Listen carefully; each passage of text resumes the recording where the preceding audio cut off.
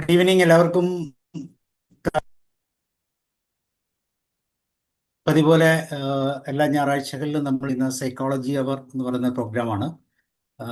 Coffee talk with PCTA. ഇന്നത്തെ ദിവസം പരീക്ഷകളൊക്കെ ഇങ്ങനെ കഴിഞ്ഞു വരുന്ന സമയമാണ്. അതുകൊണ്ട് തന്നെ കരിയർ ഗൈഡൻസ് കൗൺസിലിംഗ് എന്ന് പറയുന്ന ഒരു വിഷയമാണ് നമ്മൾ കൈകാര്യം ചെയ്യുന്നത്. ഇമ്പോർട്ടൻസ് ഓഫ് കരിയർ കൗൺസിലിംഗ് അല്ലെങ്കിൽ കരിയർ ഗൈഡൻസ്. ഇത് ഈ വിഷയം നമുക്ക് വേണ്ടി ചെയ്യുന്നത് ഷൈൻ സാറാണ്. ഷൈൻ സാർ, ഷൈൻ വയല എന്നാണ് അറിയപ്പെടുന്നത്. അദ്ദേഹം director and chief councillor, Shine solutions, Chadayamangalam. ഒരു MSW പോസ്റ്റ് ഗ്രാജുവേറ്റ് ആണ്. അതുകൊണ്ട് തന്നെ ഈ വിഷയവും അതുപോലെ തന്നെ സോഷ്യൽ വർക്കും എല്ലാം ഒരുപോലെ മുന്നോട്ട് കൊണ്ടുപോകുന്നു. MSW in specialised medical and psychiatry from Amrita university. 16 years of experience in counseling. Consultant counselor of Harisree de addiction centre, Chadayamangalam. അതുപോലെ തന്നെ KAPS, Kerala association of professional social workers, അതിൻ്റെ കൊല്ലം ചാപ്റ്ററിൻ്റെ സെക്രട്ടറിയാണ്. അതുപോലെ SCVA Seva, social experts voluntary അസോസിയേഷൻ്റെ വൈസ് പ്രസിഡൻ്റാണ്. അതുപോലെ തന്നെ Kerala association of professional social വർക്കേഴ്സിൻ്റെ സൗത്ത് സോൺ സെക്രട്ടറിയാണ്. അതിനേക്കാളൊക്കെ ഉപരിയായിട്ട് ഒരു കൺസൾട്ടൻറ്റ് റിസോഴ്സ് പേഴ്സണാണ്. School health programmes, Vimukthi, SPC, NSS and palliative care. അപ്പോൾ ഈ ഒരു വിഷയത്തിൽ പ്രത്യേകിച്ച് ഒരു സോഷ്യൽ വർക്കുമായിട്ടുള്ള ബന്ധത്തിൽ, അതുപോലെ കൗൺസിലിംഗ് ഏരിയകളിൽ, കരിയർ ഗൈഡൻസിലെല്ലാം വളരെ എക്സ്പേർട്ട്, 16 വർഷത്തോളം എക്സ്പീരിയൻസ് ഉള്ള ഷൈൻ സാറാണ് ഇന്ന് നമുക്ക് വേണ്ടി ഈ ക്ലാസ് എടുക്കുന്നത്. PCTA ഭാഗമായിട്ട് ഞങ്ങളെല്ലാവരെയും ഈ പ്രോഗ്രാമിലേക്ക് ക്ഷണിക്കുന്നു. പ്രത്യേകിച്ച് നമ്മുടെ സ്റ്റേറ്റ് പ്രസിഡന്റ് മനോഹർലാൽ സാറുണ്ട്. എല്ലാ ജില്ലകളിൽ നിന്നും പ്രിയപ്പെട്ടവരുണ്ട്. എല്ലാവരെയും ഈ പ്രോഗ്രാമിലേക്ക് സ്വാഗതം ചെയ്യുന്നു. അതോടൊപ്പം ഇന്നത്തെ ചീഫ് ഗസ്റ്റ് ആയ ഷൈൻ സാറിനെയും. Shine sir, you are welcome. ഒരു സെൽഫ് ഇൻട്രൊഡക്ഷനോടുകൂടി തുടങ്ങിക്കോളൂ sir. Thank you sir, thank you for nice words. ഇപ്പം ഞാൻ ആദ്യമായിട്ടാണ് നമ്മുടെ സാറിൻ്റെ ഒരു സംവിധാനത്തിലേക്ക് പങ്കെടുക്കുന്നത്. സാറിനെ വ്യക്തിപരമായിട്ട് പരിചയം ഉണ്ടെങ്കിലും സാറ് നേതൃത്വം നൽകുന്ന, സാറും ഒരു കൂട്ടം പ്രൊഫഷണൽസും നേതൃത്വം നൽകുന്ന ആ ഒരു പ്രൊഫഷണൽ കൗൺസിലേഴ്സ് അസോസിയേഷൻ്റെ ആ ഒരു പ്രോഗ്രാമിലേക്ക് ഞാൻ ആദ്യമായിട്ട് പങ്കെടുക്കുന്നു. എന്തായാലും സാറ് എന്നെ ഇതിലേക്ക് ക്ഷണിച്ചതിൽ എനിക്ക് ഒരു അവസരം തന്നതിന് ഞാൻ ആദ്യമേ നന്ദി പറയുന്നു. സാർ പറഞ്ഞ പോലെ എൻ്റെ പേര് ഷൈൻ എന്നാണ്. ഞാൻ നിലവിൽ ഇപ്പോൾ ഒരു ഷൈൻസ് കൗൺസിലിംഗ് സൊല്യൂഷൻ എന്ന് പറയുന്ന ഒരു കൗൺസിലിംഗ് സെന്ററിന്റെ ചീഫ് കൗൺസിലറും ഡയറക്ടറും ഒക്കെയാണ്. ഒപ്പം തന്നെ പാർട്ട് ടൈം ആയിട്ട് അല്ലെങ്കിൽ ഒരു കൺസൾട്ടന്റ് എന്ന നിലയിൽ ചടയമംഗലത്തുള്ള ഒരു ഹരിശ്രീ ഡി അഡിക്ഷൻ സെന്റർ ഹോസ്പിറ്റലാണ്. അതിൽ അവിടുത്തെ സീനിയർ കൗൺസിലറാണ്. അതുപോലെ തന്നെ ഇന്റേൺഷിപ്പ് ട്രെയിനീസിനുള്ള ട്രെയിനിങ് കൊടുക്കുന്നുണ്ട്. ഒപ്പം തന്നെ ക്യാപ്സ് എന്ന് പറയുന്ന ഒരു പ്രൊഫഷണൽ അസോസിയേഷന്റെ, സാറ് പറഞ്ഞതാണ്, ഞങ്ങളുടെ MSW അല്ലെങ്കിൽ കൗൺസിലിംഗ് മേഖലയിലൊക്കെ നിൽക്കുന്ന MSW കഴിഞ്ഞ വ്യക്തികളുടെ ഒരു കൂട്ടായ്മയാണ് ഈ Kerala association of professional social workers. ഇത് കേരളത്തിന്റെ 14 ജില്ലകളിലും ഈ ക്യാപ്സിന്റെ ചാപ്റ്റേഴ്സ് ഉണ്ട്. അതിൽ കൊല്ലം ചാപ്റ്ററിന്റെ സെക്രട്ടറി കൂടിയാണ്. ഒപ്പം തന്നെ സൗത്ത് സോണിന്റെ, തിരുവനന്തപുരം, കൊല്ലം, ആലപ്പുഴ, പത്തനംതിട്ട ജില്ലകൾ അടങ്ങുന്ന സൗത്ത് സോണിന്റെ വൈസ് പ്രസിഡന്റ് കൂടിയാണ്. ഒപ്പം തന്നെ സോഷ്യൽ എക്സ്പേർട്സ് വോളണ്ടറി അസോസിയേഷൻ എന്ന് പറയുന്ന ഒരു സംഘടനയുടെ വൈസ് പ്രസിഡന്റ് കൂടിയാണ്. ഒപ്പം ചില ഗവൺമെന്റ് പ്രോജക്റ്റുകളുടെയും സ്കൂൾ ഹെൽത്ത് പ്രോഗ്രാം അല്ലെങ്കിൽ അതുപോലെയുള്ള ചില സംവിധാനങ്ങളുടെ കൺസൾട്ടന്റ് കൗൺസിലറായിട്ടും റിസോഴ്സ് പേഴ്സൺ ആയിട്ടും ഒക്കെ വർക്ക് ചെയ്യുന്നുണ്ട്. എൻ്റെ സ്വദേശം കൊല്ലം ജില്ലയിലെ അഞ്ചലിനടുത്തുള്ള വയല ആണ്. വ്യക്തിപരമായി പറഞ്ഞു കഴിഞ്ഞാൽ എൻ്റെ കുടുംബത്തിൽ ഞാൻ എൻ്റെ ജീവിത പങ്കാളി, പുള്ളി ഇപ്പൊ നിലവില് പട്ടികജാതി വികസന വകുപ്പിൽ SEDO എന്ന് പറയുന്ന പോസ്റ്റിൽ വർക്ക് ചെയ്യുന്നു. 2 കുട്ടികളാണ്. അതുപോലെ ഒപ്പം അച്ഛനും അമ്മയും അടങ്ങുന്ന കുടുംബം സന്തോഷമായിട്ട്. ഇത്രയാണ് എനിക്ക് വ്യക്തിപരമായിട്ട് എന്നെ പരിചയപ്പെടുത്താനുള്ളത്. പിന്നെ ഇന്നത്തെ ഈ ഒരു വിഷയം, ആ വിഷയത്തിലേക്ക് കടക്കുമ്പോൾ നമുക്ക് പ്രധാനമായിട്ട് പറയാനുള്ളത്, ഈ ഒരു വിഷയത്തെക്കുറിച്ച് ഒരുപാട് ധാരണകളും തെറ്റിദ്ധാരണകളും ഒക്കെ ഉള്ളൊരു കാലമാണ്. ഒരു 10-15 വർഷം മുൻപ് നമ്മൾ ഒരു നിശ്ചിത കോഴ്സ് കഴിഞ്ഞാൽ, ഇപ്പൊ 10ാം ക്ലാസ് കഴിഞ്ഞാൽ +2 അല്ലെങ്കിൽ പ്രീ ഡിഗ്രി ആണ്, അത് കഴിഞ്ഞാൽ ഡിഗ്രിയാണ്, പിന്നീട് PG ആണ് എന്നുള്ള ലെവലിലേക്ക് തുടർന്നു പോകുന്ന ഒരു രീതി നമുക്കുണ്ടായിരുന്നു. എന്നാൽ കഴിഞ്ഞ കുറച്ചു കാലമായി, ഏകദേശം ഒരു കോവിഡിനൊക്കെ ശേഷം, ഈ ഒരു മേഖലയിലും കോഴ്സുകൾ തിരഞ്ഞെടുക്കുന്ന ആ ഒരു കാര്യത്തിൽ പോലും ഒരുപാട് മാറ്റങ്ങൾ വന്നു കഴിഞ്ഞു. ഒരു പ്രൊഫഷണലിസം ഒക്കെ വരുന്ന രീതിയിലേക്ക് കോഴ്സ് ഏത് സെലക്ട് ചെയ്യണം എന്നുള്ളത് മാത്രമല്ല, ആ കോഴ്സിന് കുട്ടിക്ക് പറ്റുമോ, ആ കോഴ്സ് സെലക്ട് ചെയ്യുന്ന കുട്ടിക്ക് ആ കോഴ്സ് പറ്റുമോ, അല്ലെങ്കിൽ ആ പാഠ്യരീതികളുമായിട്ടൊക്കെ പൊരുത്തപ്പെടാൻ പറ്റുമോ എന്നുള്ള തരത്തിലേക്കൊക്കെ വിശദമായി നോക്കുന്ന ഒരുപാട് മേഖലകളുള്ള ഒരു ചോയ്സ് ആയിട്ട്, അല്ലെങ്കിൽ ഒരു ഒരു ഒരു ഡിസിഷൻ മേക്കിംഗ് ആയിട്ട് ഈ പറയുന്ന ഒരു കരിയർ കൗൺസിലിംഗ് എന്ന് പറയുന്ന ഒരു ഭാഗം മാറിയിട്ടുണ്ട്. ഈ കൗൺസിലിംഗ് എന്ന് പറയുന്ന ഒരു വാക്ക് ഇതിനോട് ചേർന്ന് വരുമ്പം തന്നെ അത് കുറച്ചധികം നമ്മളിലെങ്കിലും കുറച്ച് ഡൗട്ട്സ് ഒക്കെ ഉണ്ടാക്കി. കൗൺസിലിംഗ് എന്തിനാണ് ഒരു കോഴ്സ് തിരഞ്ഞെടുക്കുന്ന, അല്ലെങ്കിൽ ഒരു കരിയറിന് അതിന്റെ ആവശ്യമുണ്ടോ എന്നൊക്കെ നമ്മൾ ചിന്തിക്കുന്ന ഒരു തരത്തിലാണ് ഇപ്പൊ നമ്മൾ ഉള്ളത്. അപ്പൊ അവിടെയാണ് നമ്മൾ ഇതിനെ ഒരു സാധാരണ ഒരു സൈക്കോളജിക്കൽ കൗൺസിലിംഗ് അല്ലെങ്കിൽ ഒരു സൈക്കാട്രിക് കൗൺസിലിംഗ് അസസ്മെന്റ് എന്നുള്ള തരത്തിൽ ഒരു ഒരു വ്യക്തിയുടെ പ്രശ്നങ്ങളെ പരിഹരിക്കാൻ അയാളെ പ്രിപ്പയർ ചെയ്യുന്നത് പോലെ തന്നെ ഒരു കോഴ്സ് എടുക്കാൻ, ഏതെങ്കിലും ഒരു കോഴ്സ് എടുത്താൽ പോരാ, ആ കുട്ടിക്ക് അനുയോജ്യമാകുന്ന ഒരു കോഴ്സ് എടുക്കാൻ മാതാപിതാക്കളെയും ആ കുട്ടിയെയും തയ്യാറാക്കിയെടുക്കുന്ന തരത്തിലേക്ക് അവനിലുള്ള അല്ലെങ്കിൽ അവളിലുള്ള കഴിവുകളെ തിരിച്ചറിയാൻ ഈ പറയുന്ന കരിയർ കൗൺസിലിംഗ് കൊണ്ടും കരിയർ അസസ്മെന്റ് കൊണ്ടും ഒക്കെ ഇന്ന് കഴിയും. അതിന് ഒരുപാട് ടൂളുകളും ഒരുപാട് സംവിധാനങ്ങളും ഒക്കെ ഇന്ന് ലഭ്യമാണ്. അതിലെ ഒരു പ്രധാന പ്രശ്നം എന്ന് പറയുന്നത്, നമ്മൾ ഇതുവരെ കണ്ടിട്ടുള്ള ഒരു കരിയർ കൗൺസിലിംഗ് എന്ന് പറയുന്നത് ഏതെങ്കിലും ഒരു കോളേജിന്റെ ഭാഗമായിട്ടൊക്കെ നടക്കുന്നതായിരിക്കില്ല. ആ കോളേജിന്റെ ഭാഗമായിട്ട് അവരെത്തുന്നു, ആ കോളേജിൽ ആ കോഴ്സ് കഴിഞ്ഞ് എവിടെയെങ്കിലും പ്ലേസ്ഡ് ആയിട്ടുള്ള അല്ലെങ്കിൽ നിശ്ചിത ഒരു ശമ്പളം വാങ്ങുന്ന ഒരു കുറച്ച് പേരെ അവിടെ ഇൻട്രൊഡ്യൂസ് ചെയ്യുന്നു.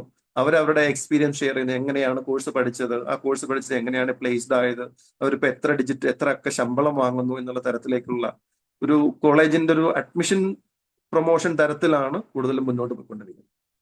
അങ്ങനെ ഉണ്ടാകുമ്പം സംഭവിക്കുന്ന ഒരു കാര്യം എന്ന് പറഞ്ഞാൽ, ആ കോഴ്സിലേക്ക് കുറച്ച് കുട്ടികൾ ജോയിൻ ചെയ്യുന്നു. ആ ജോയിൻ ചെയ്യുന്ന കുട്ടികൾ എല്ലാവരും തന്നെ ചിലപ്പോൾ കോഴ്സ് കംപ്ലീറ്റ് ചെയ്യണമെന്നില്ല. കാരണം ആ കോഴ്സ് പഠിക്കണമെങ്കിൽ വേണ്ടുന്ന സ്കില്ലോ, അല്ലെങ്കിൽ ആ കുട്ടിക്ക് ആ വിഷയത്തിലുള്ള ഒരു അവഗാഹമോ, അല്ലെങ്കിൽ അത് ഭാവിയിൽ ഇതിൽ നിന്ന് കിട്ടാൻ സാധ്യതയുള്ള ഒരു ജോലിയോ ഒന്നും നോക്കാതെ ആ കോളേജിന്റെയും കോഴ്സിന്റെയും മേന്മ മാത്രം കുറച്ചുകൂടി പരത്തി പറഞ്ഞുകൊണ്ട് അഡ്മിഷൻ എടുക്കുന്ന തരത്തിലായിരുന്നു അതിന്. അത് ഒരു പരിധിവരെ മാത്രമേ കുട്ടിയെ സഹായിക്കത്തുള്ളൂ. ജസ്റ്റ് ആ തലം കഴിഞ്ഞ് അടുത്ത തലത്തിലേക്ക് ഒരു കോഴ്സ് ജോയിൻ ചെയ്തു എന്നുള്ളത് മാത്രമേ വരുന്നു. എന്നാൽ ഇപ്പോഴുള്ള കരിയർ കൗൺസിലിംഗും അല്ലെങ്കിൽ അത്തരം കരിയർ അസസ്മെന്റ് ഒന്നും ഈ പറഞ്ഞ ഒരു അഡ്മിഷൻ റെഫറൻസ് അല്ല. അവിടെ നോക്കുന്ന ഒരുപാട് കാര്യങ്ങളുണ്ട്. ആ ഒരു ഭാഗത്തേക്കാണ് പ്രത്യേകിച്ചും കരിയർ കൗൺസിലിംഗ് മേഖലയിൽ നമ്മൾ ഒരുപാട് ശ്രദ്ധിക്കുന്നതും ഈ പറഞ്ഞ നമ്മുടെ സാറൊക്കെ നേതൃത്വം നൽകുന്ന ഈ അസോസിയേഷനൊക്കെ എല്ലാവർക്കും പ്രയോജനപ്പെടുന്ന, പ്രത്യേകിച്ചും വിദ്യാർത്ഥികൾക്കും പേരൻസിനും ഒക്കെ കോഴ്സ് സെലക്ഷന് വേണ്ടിയിട്ടും അല്ലെങ്കിൽ അതിനൊക്കെ സഹായിക്കുന്ന തരത്തിലേക്ക് ചില ക്ലാസ്സുകൾ അറേഞ്ച് ചെയ്യും. അതിന്റെ ഭാഗമായിട്ടാണ് നമ്മൾ ഇന്ന് ഇതിനെ ഒരു വ്യത്യസ്ത ആംഗിളിൽ ഈ വിഷയത്തിനെ ഒന്ന് സമീപിക്കുന്നത്. അപ്പൊ തീർച്ചയായിട്ടും ഇപ്പൊ എന്നെ കേട്ടുകൊണ്ടിരിക്കുന്നത് വിദ്യാർത്ഥികളും രക്ഷകർത്താക്കളും തന്നെ ആയിരിക്കും. അതുപോലെ തന്നെ നമ്മുടെ ഈ അസോസിയേഷന്റെ ഭാഗമായിട്ടുള്ള വ്യക്തികളും ഉണ്ടാകും. എനിക്കിതിൽ ഏറ്റവും കൂടുതൽ സംസാരിക്കാനുള്ളത് വിദ്യാർത്ഥികളോടും അതോടൊപ്പം തന്നെ അവരുടെ രക്ഷകർത്താക്കളോടാണ്. രക്ഷകർത്താക്കൾ ആരെങ്കിലും ഉണ്ടെങ്കിൽ അവരോടും കൂടിയാണ് എനിക്കത് പറയാനുള്ളത്.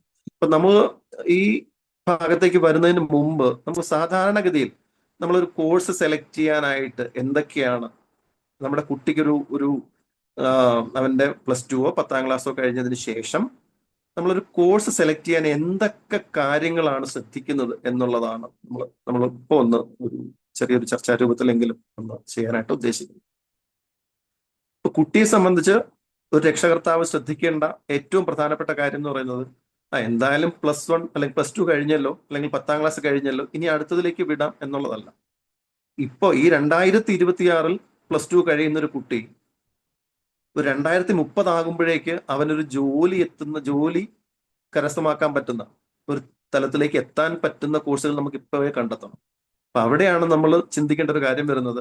എൻ്റെ കുട്ടി ഈ കോഴ്സ് പഠിച്ചു കഴിഞ്ഞാൽ അവന് ഭാവിയിൽ കിട്ടുന്ന ജോലി അവന് ഇൻട്രസ്റ്റോടെ ചെയ്യാൻ പറ്റുമോ, അതേ അവനതൊരു ബാധ്യത പോലെ, ആ ജോലി എങ്ങനെയോ കിട്ടി ഒരു ബാധ്യത പോലെ ചെയ്തു തീർക്കുന്ന പോലെ വരുമോ, അതേ ആ ജോലി അവൻ ആസ്വദിച്ച് ചെയ്യാൻ പറ്റുമോ എന്നുള്ള തരത്തിലേക്ക് അവൻ ചിന്തിക്കാൻ പറ്റണം. അത് ആ ജോലി കിട്ടിയതിന് ശേഷമല്ല, ആ ജോലി കിട്ടാൻ സഹായിക്കുന്ന കോഴ്സ് ഏതാണോ അത് സെലക്ട് ചെയ്യുമ്പോൾ തന്നെ ഈ ഒരു ചിന്ത കുട്ടിയുടെ ഉള്ളിൽ ഉണ്ടാകും. അതിനെ നമ്മൾ സാധാരണ ഒരു ഇൻട്രസ്റ്റ് എന്നൊക്കെയാ പറയും, ഒരു പാഷൻ എന്നൊക്കെ പറയും. ഒരു കോഴ്സ് പഠിക്കും, ഉദാഹരണത്തിന് ഈ സയൻസ് സംബന്ധമായ വലിയ പാഷൻ ഇല്ലാത്തൊരു കുട്ടിയെ ഒരു സയൻസ് കോഴ്സിന് കൊണ്ട് ചേർത്ത് കഴിഞ്ഞാൽ ഉണ്ടാകുന്ന പ്രശ്നങ്ങളുണ്ട്. നമ്മൾ അവിടെ ഓർക്കേണ്ടത്, നമ്മുടെ ഈ കഴിഞ്ഞ കാലങ്ങളിൽ ചില പഠനങ്ങൾ തെളിയിക്കുന്നത് ഒരു 2022-24 കാലം വരെ MBBS കഴിഞ്ഞിട്ട് വളരെ തുച്ഛമായ ശമ്പളത്തിന് ജോലി ചെയ്യുന്ന ഡോക്ടേഴ്സ് ഉണ്ട്, ജോലി ഇല്ലാതെ നിൽക്കുന്ന ഡോക്ടേഴ്സ് ഉണ്ട്. ഇത് പറഞ്ഞാൽ ചിലപ്പോൾ നമുക്ക് അത്ഭുതമായിരിക്കും.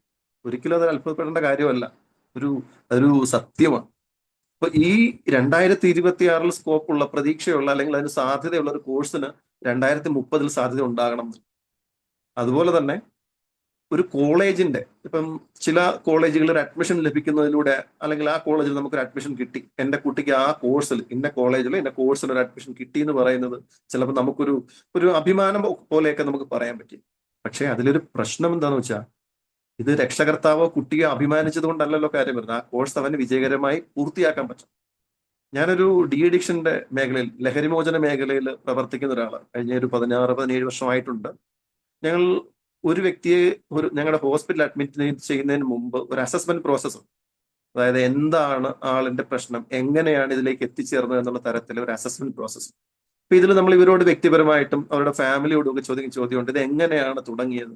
അപ്പൊ എന്തായാലും ഇത്തരം ചില ശീലങ്ങൾ, ലഹരി പോലെയുള്ള ശീലങ്ങൾ തുടങ്ങുന്നതിന് ഒരു റീസൺ ഉണ്ടാവും, എന്തെങ്കിലും ഒരു റീസൺ ഉണ്ടാവും. ഈ അക്കാഡമിക് തലത്തില് അല്ലെങ്കിൽ ഒരു 10-20 വയസ്സ് 25 വയസ്സ് താഴെയുള്ള കുട്ടികളിൽ ലഹരിശീലവുമായിട്ട് നമ്മുടെ ഹോസ്പിറ്റലിൽ എത്തുമ്പോൾ ഞങ്ങൾ ഇവരോട് ട്രീറ്റ്മെന്റിന്റെ ഒരു ഫസ്റ്റ് ഫേസ് കഴിഞ്ഞ് അവർ അത്യാവശ്യം നന്നായിട്ട് നമ്മളോട് കമ്മ്യൂണിക്കേറ്റ് ചെയ്യാൻ പറ്റുന്ന സമയങ്ങളിൽ ഞങ്ങൾ ഇവരോട് ചോദിക്കാറുണ്ട്, എന്താണ് ഇതിനുള്ള കാരണം. ഈ ഇത്തരത്തിൽ ഞങ്ങൾ സംസാരിച്ചിട്ടുള്ള ഒരു 10 കുട്ടികളിൽ 5 പേരെങ്കിലും പറഞ്ഞിട്ടുള്ളത് ഇവരുടെ ഈ അക്കാദമിക തലത്തിലെ പ്രശ്നങ്ങളെ പറ്റി പറഞ്ഞു. അതിൽ നമ്മളൊരു എക്സാമ്പിൾ ആയിട്ട് പറഞ്ഞു കഴിഞ്ഞാൽ, അതിൽ ഒരു കുട്ടി, ഇപ്പൊ നമുക്ക് ആ കുട്ടിയുടെ പേര് നമുക്ക് പറയാൻ പറ്റില്ല എങ്കിലും നമുക്ക് അവനെ ജസ്റ്റ് ഏതെങ്കിലും തൽക്കാലം നമുക്ക് അനന്തു എന്ന് വിളിക്കാം. ഈ അനന്തു എന്ന് പറയുന്ന ഒരു കുട്ടി നമ്മളോട് പറഞ്ഞത്, അച്ഛനും അമ്മയും കൂടി തീരുമാനിച്ചു, അവര് കുറച്ച് അധ്യാപകരോടും നാട്ടുകാരോടൊക്കെ ചോദിച്ചപ്പം ഇന്ന കോളേജിൽ ഇന്ന കോഴ്സിന് ചേർത്താൽ അതിന് ഭയങ്കര സാധ്യതയാണ്, അതൊരു നല്ല കോളേജാണ്, നല്ല കോഴ്സാണ് എന്നുള്ള തലത്തിലേക്ക് കുട്ടിയുടെ ഇഷ്ടമൊന്നും നോക്കാതെ ഈ കോളേജിലേക്ക് ചേർത്തു. അപ്പൊ ഇവനും ആ പ്രശസ്തമായ കോളേജാണ്, കോഴ്സും നല്ല പ്രശസ്തമായ കോഴ്സാണ്. ഈ കുട്ടി അതിലേക്ക് ജോയിൻ ചെയ്തു. ആദ്യത്തെ ഒരാഴ്ചയൊക്കെ ഇവൻ വളരെ കഷ്ടപ്പെട്ട് ക്ലാസ്സിലൊക്കെ ഇരുന്നു. ഒന്നാമത് അധ്യാപകർ കമ്മ്യൂണിക്കേറ്റ് ചെയ്യുന്ന ആ ഒരു ഭാഷ, ഇംഗ്ലീഷ് അവൻ അത്ര അങ്ങോട്ട് പെട്ടെന്ന് പിക്ക് ചെയ്യാൻ പറ്റുന്നില്ല. രണ്ടാമത്തേത് ആ പറയുന്ന സിലബസ്, അല്ലെങ്കിൽ ആ സിലബസിൽ ഏത് വിഷയത്തെ കുറിച്ചാണോ പഠിപ്പിക്കുന്നത് അതവൻ അങ്ങോട്ട് പിക്ക് ചെയ്തെടുക്കാൻ പറ്റുന്നില്ല. എവിടെയൊക്കെയോ അവന് ഭയങ്കര ബ്ലോക്ക് വരുന്നു. അങ്ങനെ വന്നു കഴിഞ്ഞപ്പോൾ പതിയെ ഇവൻ ഇടയ്ക്കിടയ്ക്ക് ക്ലാസ് ഒക്കെ ഒന്ന് കട്ട് ചെയ്യുന്ന ഒരു തരത്തിലേക്കൊക്കെ വന്നു. അങ്ങനെ ക്ലാസ് കട്ട് ചെയ്ത് വന്നു നോക്കിയപ്പം ഇതേ അവസ്ഥയിലുള്ള മറ്റു കുട്ടികളും ക്ലാസ് കട്ട് ചെയ്ത് പുറത്തുണ്ട്.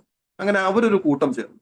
അങ്ങനെ കൂട്ടം ചേർന്നതിൽ ഒരു വിദ്യാർത്ഥിക്ക് ചെറിയ ഒരു ലഹരിശീലം ഉണ്ടായിരുന്നു. അതൊരു ഷെയറിങ്ങിലേക്കൊക്കെ പോകുന്ന തരത്തിലേക്ക് വന്നു. പതിയെ പതിയെ പതിയെ പതിയെ അവർ ഈ ക്ലാസ് അറ്റൻഡ് ചെയ്യുന്നതിനേക്കാൾ കൂടുതലായിട്ട് ഈ ഫ്രീ ആയി പുറത്ത് നടക്കുക, ക്ലാസ് കട്ട് ചെയ്ത് പുറത്ത് നിൽക്കുക. അങ്ങനെ ഇവരുടെ ഒരു കൂട്ടം പതിയെ പതിയെ ഈ ലഹരിശീലത്തിലേക്ക് വന്നു എന്നും ഈ കുട്ടി പറഞ്ഞു. പ്രശ്നം ഈ ലഹരിശീലം മാത്രമല്ല, ഫസ്റ്റ് സെമസ്റ്റർ കഴിഞ്ഞു, അതിൽ അവൻ പരാജയപ്പെട്ടു. ഇത് പരാജയപ്പെട്ട് കഴിഞ്ഞപ്പോഴേക്കും വീട്ടിൽ നിന്നുള്ള സമ്മർദ്ദം കൂടി ഉണ്ടായി. ഇതിനെ നമ്മൾ ഇത്ര കാശ് മുടക്കിയല്ലേ പഠിപ്പിക്കുന്നത്, അത് നാണക്കേടല്ലേ, നമ്മുടെ കുടുംബ മഹിമയ്ക്ക് നാണക്കേടാണ്. അങ്ങനെ അത്തരത്തിലൊരു തരത്തിലേക്കൂടെ വന്നു കഴിഞ്ഞപ്പോൾ കുട്ടിക്ക് മറ്റു ചില ഇമോഷണൽ പ്രശ്നങ്ങളും ഉണ്ടായി. അവനിലേക്ക് സമ്മർദ്ദം, സ്ട്രെസ് വർദ്ധിച്ചു വരുന്ന സാഹചര്യം ഉണ്ടായി. കുട്ടികളെ സംബന്ധിച്ച് ഒരു സമ്മർദ്ദം, സ്ട്രെസ് ഒക്കെ ഉണ്ടായി കഴിഞ്ഞാൽ അത് എങ്ങനെ പരിഹരിക്കണം എന്ന് അവർക്ക് ചിലപ്പോൾ വ്യക്തമായിട്ട് അറിവുണ്ടാവില്ല. ഈ കുട്ടി വീണ്ടും ഈ സ്ട്രെസ് പരിഹരിക്കാൻ വേണ്ടിയിട്ട് ഇതേ ലഹരി തന്നെ കണ്ടിന്യൂ ചെയ്യുകയും അതിന്റെ ഡോസേജ് കൂടി വരികയും തുച്ഛമായ ആ ഒരു കോഴ്സിന്റെ ഫസ്റ്റ് ഇയർ ആയപ്പോഴേക്കും ഏകദേശം ഒരു അഡിക്റ്റ് ആകുന്ന തരത്തിലേക്ക് എത്തിച്ചേരുകയും ചെയ്യും. അപ്പോഴും വീട്ടുകാരതൊന്നും അറിഞ്ഞിട്ടില്ല. വീട്ടുകാർ തിരിച്ചറിയുന്നത് ഇവൻ ഇതിന്റെ ഒരു പരിധി വിട്ടതിന് ശേഷം ക്ലാസ്സിൽ ഉണ്ടാക്കിയ ഒരു ബഹളം, ഒരു അധ്യാപകനുമായിട്ടുണ്ടാക്കിയ ഒരു ഫൈറ്റിന്റെ പുറത്താണ് വീട്ടുകാരറിയുന്നതും ഡിസിപ്ലിനറി ആക്ഷൻ എടുത്തിട്ട് വീട്ടുകാരെ വിളിച്ചു വരുത്തുമ്പോഴാണ് ഈ ഇഷ്യൂ തിരിച്ചറിയുന്നത്. അപ്പോഴേക്കും അവിടെയും ഞാൻ രക്ഷകർത്താവിനെ കുറ്റം പറയുകയല്ല. രക്ഷകർത്താവിനെ സംബന്ധിച്ച് കുട്ടിയുടെ ഭാവിയിൽ അമിതമായ ആശങ്കയുണ്ടാകും. പക്ഷെ ആ ആശങ്കകൾക്കുപരിയായി കുട്ടി അനുഭവിക്കുന്ന ടെൻഷനെ, പ്രശ്നത്തിനെ യഥാസമയം നമുക്ക് പരിഹരിക്കാൻ പറ്റിയില്ലെങ്കിൽ ഉണ്ടാകാൻ സാധ്യതയുള്ള ചില പ്രശ്നങ്ങളുണ്ട്. ഇവിടെ വന്നുപോയത് ആ കുട്ടിയെ ആ കോഴ്സിലേക്ക് അയച്ചു എന്നുള്ളതല്ല, കുട്ടിക്ക് സ്യൂട്ടബിൾ ആയിട്ടുള്ള ഒരു കോഴ്സ് അവിടെ തിരഞ്ഞെടുക്കാൻ പറ്റിയില്ല എന്നുള്ളത്. ഇങ്ങനെ ഓരോ തലത്തിലും നമ്മൾ ശ്രദ്ധിക്കേണ്ടുന്ന ഒരു കാലമാണ്. നിലവിൽ ഞാൻ നേരത്തെ പറഞ്ഞല്ലോ, ചില കണക്കുകൾ നമ്മൾ എത്ര പ്രശസ്തമായ കോഴ്സ് പഠിക്കുന്നു എന്നുള്ളതല്ല, ഒന്ന് കുട്ടിക്ക് അതിലുള്ള ഇൻട്രസ്റ്റ് ആൻഡ് പാഷൻ ഉണ്ടോ എന്നുള്ളതാണ്. നമ്മൾ ഒരു സാധാരണ ഒരു വിഷയം നമുക്ക് നന്നായി പഠിക്കണമെങ്കിൽ ഒന്ന് ആ വിഷയത്തോട് നമുക്കൊരു താല്പര്യം, ഒരു ഇഷ്ടം, നമുക്കൊരു ഹോബിയോട് ഇഷ്ടം തോന്നുന്ന പോലെ നമുക്കത് എൻജോയ് ചെയ്യാൻ പറ്റുന്ന തരത്തിലേക്ക് ഒരു ഇഷ്ടം നമുക്ക് ആ കോഴ്സിനോട് വന്നു കഴിഞ്ഞാൽ ഓട്ടോമാറ്റിക്കായിട്ട് നമ്മൾ ആ പഠന രീതിയും അതിന്റെ സിലബസുമായിട്ട് എളുപ്പത്തിൽ സിങ്ക് ആയി പോകും. രണ്ടാമത്തെ ഒരു ഭാഗം എന്ന് പറയുന്നതാണ് ഈ കുട്ടിക്ക് ചില സ്ട്രെങ്തുകൾ ഉണ്ടാവണം, ചില ലേണിംഗ് സ്റ്റൈൽ ഉണ്ട്. ഇപ്പൊ ഉദാഹരണത്തിന് നമ്മൾ ലേണിംഗ് സ്റ്റൈലിനെ കുറിച്ച് പറയുകയാണെങ്കിൽ, ഈ ക്ലാസ്സിൽ അധ്യാപകർ പഠിപ്പിക്കുമ്പോൾ എപ്പോഴും അവർക്കൊരു കോമൺ, ഒരു പൊതു രീതിയിലാണ് അവർ പഠിപ്പിക്കുക. ഇപ്പൊ ഉദാഹരണത്തിന് ഒരു ഒരു ടീച്ചറിന് നന്നായി പ്രസന്റ് ചെയ്യാൻ പറ്റുന്ന ടീച്ചറാണെങ്കിൽ ആ ടീച്ചർ ഏറ്റവും കൂടുതൽ ഉപയോഗിക്കുന്നത് ആ ടീച്ചറിന്റെ പ്രസന്റിങ് സ്റ്റൈലായിരിക്കും, കമ്മ്യൂണിക്കേഷൻ സ്റ്റൈലായിരിക്കും. ആ സ്റ്റൈൽ ഇഷ്ടപ്പെടുന്ന കുട്ടികളുണ്ടാവും. അതായത് വെർബലി കേട്ട, പറയുന്നത് കേട്ട മനസ്സിലാകുന്ന വിദ്യാർത്ഥികൾക്ക് ഈ കേട്ട് മനസ്സിലാക്കുന്ന മെമ്മറിയാണ് കൂടെ. അതിനെ നമ്മൾ ഓഡിറ്ററി മെമ്മറി എന്നൊക്കെ പറയും. അത് വെർബലി നമ്മൾ കേൾക്കുന്നു, കേട്ട് നമ്മുടെ ബ്രെയിൻ അത് പ്രോസസ് ചെയ്ത് എളുപ്പത്തിൽ അത് മെമ്മറിയിലേക്ക് ഫീഡ് ചെയ്യപ്പെടും. എന്നാൽ ചില കുട്ടികളെ സംബന്ധിച്ച് ബോർഡിൽ എഴുതിയിടുമ്പോഴായിരിക്കും നന്നായിട്ട് മനസ്സിലാവും. ആ എഴുതിയിടുന്നത് കണ്ടാൽ വിഷ്വലൈസ് ചെയ്ത് അല്ലെങ്കിൽ വിഷ്വൽ രീതിയിൽ കുട്ടിക്ക് അത് മനസ്സിലാക്കാൻ പറ്റും. അങ്ങനെ വിഷ്വലി അവന്റെ മെമ്മറി കണക്റ്റഡ് ആയിരിക്കും. ചിലർക്ക് അങ്ങനെയല്ല, ഇത് എഴുതി പഠിക്കുക. നമ്മൾ കൈ കൊണ്ട് എഴുതുമ്പോൾ നമുക്ക് കിട്ടുന്ന ആ ഒരു ഫീഡ്. ഇത്തരത്തിൽ കുട്ടിയുടെ മെമ്മറി ഏത് തരത്തിൽ വേണമെങ്കിലും ആകാം. ഈ ഓഡിറ്ററി മെമ്മറി ഉള്ള ഒരു കുട്ടിക്ക് ജസ്റ്റ് ലെക്ചർ ക്ലാസ് ഏത് കേട്ടാലും അവന് എളുപ്പത്തിൽ അബ്സോർബ് ചെയ്യാൻ പറ്റും. എളുപ്പത്തിൽ അവന്റെ മെമ്മറിയിൽ കാര്യങ്ങൾ, ഇൻഫർമേഷൻസ് ഉണ്ടാവുകയും എക്സാം സമയത്ത് തന്നെ റീകളക്ട് ചെയ്ത് ഓർമ്മയിലൂടെ അത് തിരിച്ചെഴുതാനും പറ്റും. എന്നാൽ ഇത്തരത്തിലെ ഒരു ഓഡിറ്ററി മെമ്മറി അല്ല കുട്ടിക്കുള്ളത്, കുട്ടിക്ക് വിഷ്വൽ മെമ്മറി ആണെങ്കിലോ. അപ്പൊ അവിടെയാണ് ആ ടീച്ചിങ് സ്റ്റൈലിൽ വരുന്ന ഡിഫറൻസ് എന്ന് പറയുന്നത്. അപ്പൊ ഈ കുട്ടിയുടെ ലേണിംഗ് സ്റ്റൈൽ അല്ലെങ്കിൽ ഏത് ടൈപ്പ് ഓഫ് മെമ്മറി ആണ് എന്ന് കൂടി നമുക്ക് ഇതൊക്കെ തിരിച്ചറിയാനായിട്ട് പറ്റിയാൽ അതിനാനുപാതികം അല്ലെങ്കിൽ അത്തരത്തിൽ പഠിപ്പിക്കുന്ന തരത്തിലേക്കുള്ള കോളേജുകളിലോ അല്ലെങ്കിൽ അത്തരത്തിൽ വരുന്ന കോഴ്സുകളിലേക്കോ നമുക്ക് കുട്ടിയെ ചേർത്താൽ തീർച്ചയായിട്ടും നന്നായി. അത് ഇന്ന കോഴ്സ് എന്ന് പറയുന്നില്ല, ഓരോ കുട്ടിക്കും അവനവന്റെ കഴിവുകളും മെമ്മറി സ്റ്റൈല്, ലേണിംഗ് സ്റ്റൈല് ഒക്കെ, അല്ലെങ്കിൽ അവൻ പ്രതീക്ഷിക്കുന്ന ചില ഗോളുകളുണ്ട്, അവന് ഭാവിയിൽ ഇന്നതാകണം എന്നുള്ള ചില ഗോളുകളൊക്കെ വെച്ചിട്ടായിരിക്കും നമ്മൾ എന്ത് ചെയ്യുന്നത്, നമ്മൾ എന്ത് ചെയ്യേണ്ടത്, ഒരു കോഴ്സ് സെലക്ട് ചെയ്യേണ്ടത്. ഈ ഇന്നത്തെ കാലഘട്ടത്തിൽ നമുക്ക് രക്ഷകർത്താക്കളെ ഇത്തരം കാര്യങ്ങൾ പറഞ്ഞ് ബോധ്യപ്പെടുത്തുന്നതിന് ബുദ്ധിമുട്ടില്ല. പക്ഷേ മിക്ക രക്ഷകർത്താക്കളും ഒരു കുട്ടിയുടെ അഡ്മിഷനുമായിട്ട് ഏറ്റവും കൂടുതൽ കൺസൾട്ട് ചെയ്യുന്നത് ഈ പ്രൊഫഷണൽസിനെയോ അല്ലെങ്കിൽ അത്തരം ആൾക്കാരെയോ ആകണം. അവർ മറ്റു കുട്ടികളെ അല്ലെങ്കിൽ മറ്റു രക്ഷകർത്താക്കളെ ഒക്കെ ആയിരിക്കാം, അല്ലെങ്കിൽ അവർ സ്ഥിരമായി അപ്രോച്ച് ചെയ്യുന്ന ഒരു അധ്യാപകനൊക്കെ ആയിരിക്കാം തീർച്ചയായിട്ടും അവര് സമീപിക്കുന്നത്. അതിൽ നോർമലി ഏതെങ്കിലും ഒരു കോഴ്സിന്റെ പിറകെയോ അല്ലെങ്കിൽ ഏതെങ്കിലും കോളേജിന്റെ പിറകെയോ ആണ് തീരുമാനം എത്തുന്നതെങ്കിൽ അവിടെ ചിലപ്പോൾ എന്ത് ചെയ്യാം, ചിലപ്പോൾ നമ്മൾ എടുക്കുന്ന ആ തീരുമാനം ചിലപ്പോൾ തെറ്റായിട്ട് വന്നേക്കും.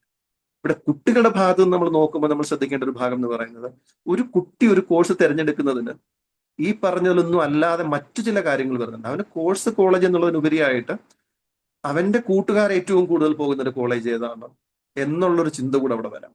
അല്ലെങ്കിൽ ഇന്ന കോഴ്സ് നല്ലതാണ്, എന്റെ കൂട്ടുകാരൻ പറഞ്ഞു, അല്ലെങ്കിൽ ഇതിനു മുമ്പ് എന്റെ സീനിയർ ആയിട്ടുണ്ടായിരുന്ന ആൾക്കാരൊക്കെ പറഞ്ഞു എന്നുള്ളത്. പക്ഷെ ഈ കൂട്ടുകാരും ചിലപ്പോൾ സീനിയേഴ്സ് ആയിട്ടുള്ള ആൾക്കാരും ഒക്കെ പറയുന്നത് പൂർണ്ണമായിട്ടും എവന്റെ കഴിവുകളെ മനസ്സിലാക്കി ആകണം എന്നില്ല. അവിടെയാണ് അതിന്റെ ഈ പറഞ്ഞ നമ്മുടെ കോഴ്സ് സെലക്ഷനിൽ വരുന്ന ചില ബുദ്ധിമുട്ട്. അവിടെ നമുക്ക് എന്ത് ചെയ്യാം, ഈ പറഞ്ഞ കുട്ടിയുടെ സ്ട്രെങ്ത് അല്ലെങ്കിൽ ലേണിംഗ് സ്റ്റൈലിനൊക്കെ പ്രാധാന്യം കൊടുത്തുകൊണ്ട് നമുക്ക് തീരുമാനം എടുക്കാനായിട്ട് പറ്റും.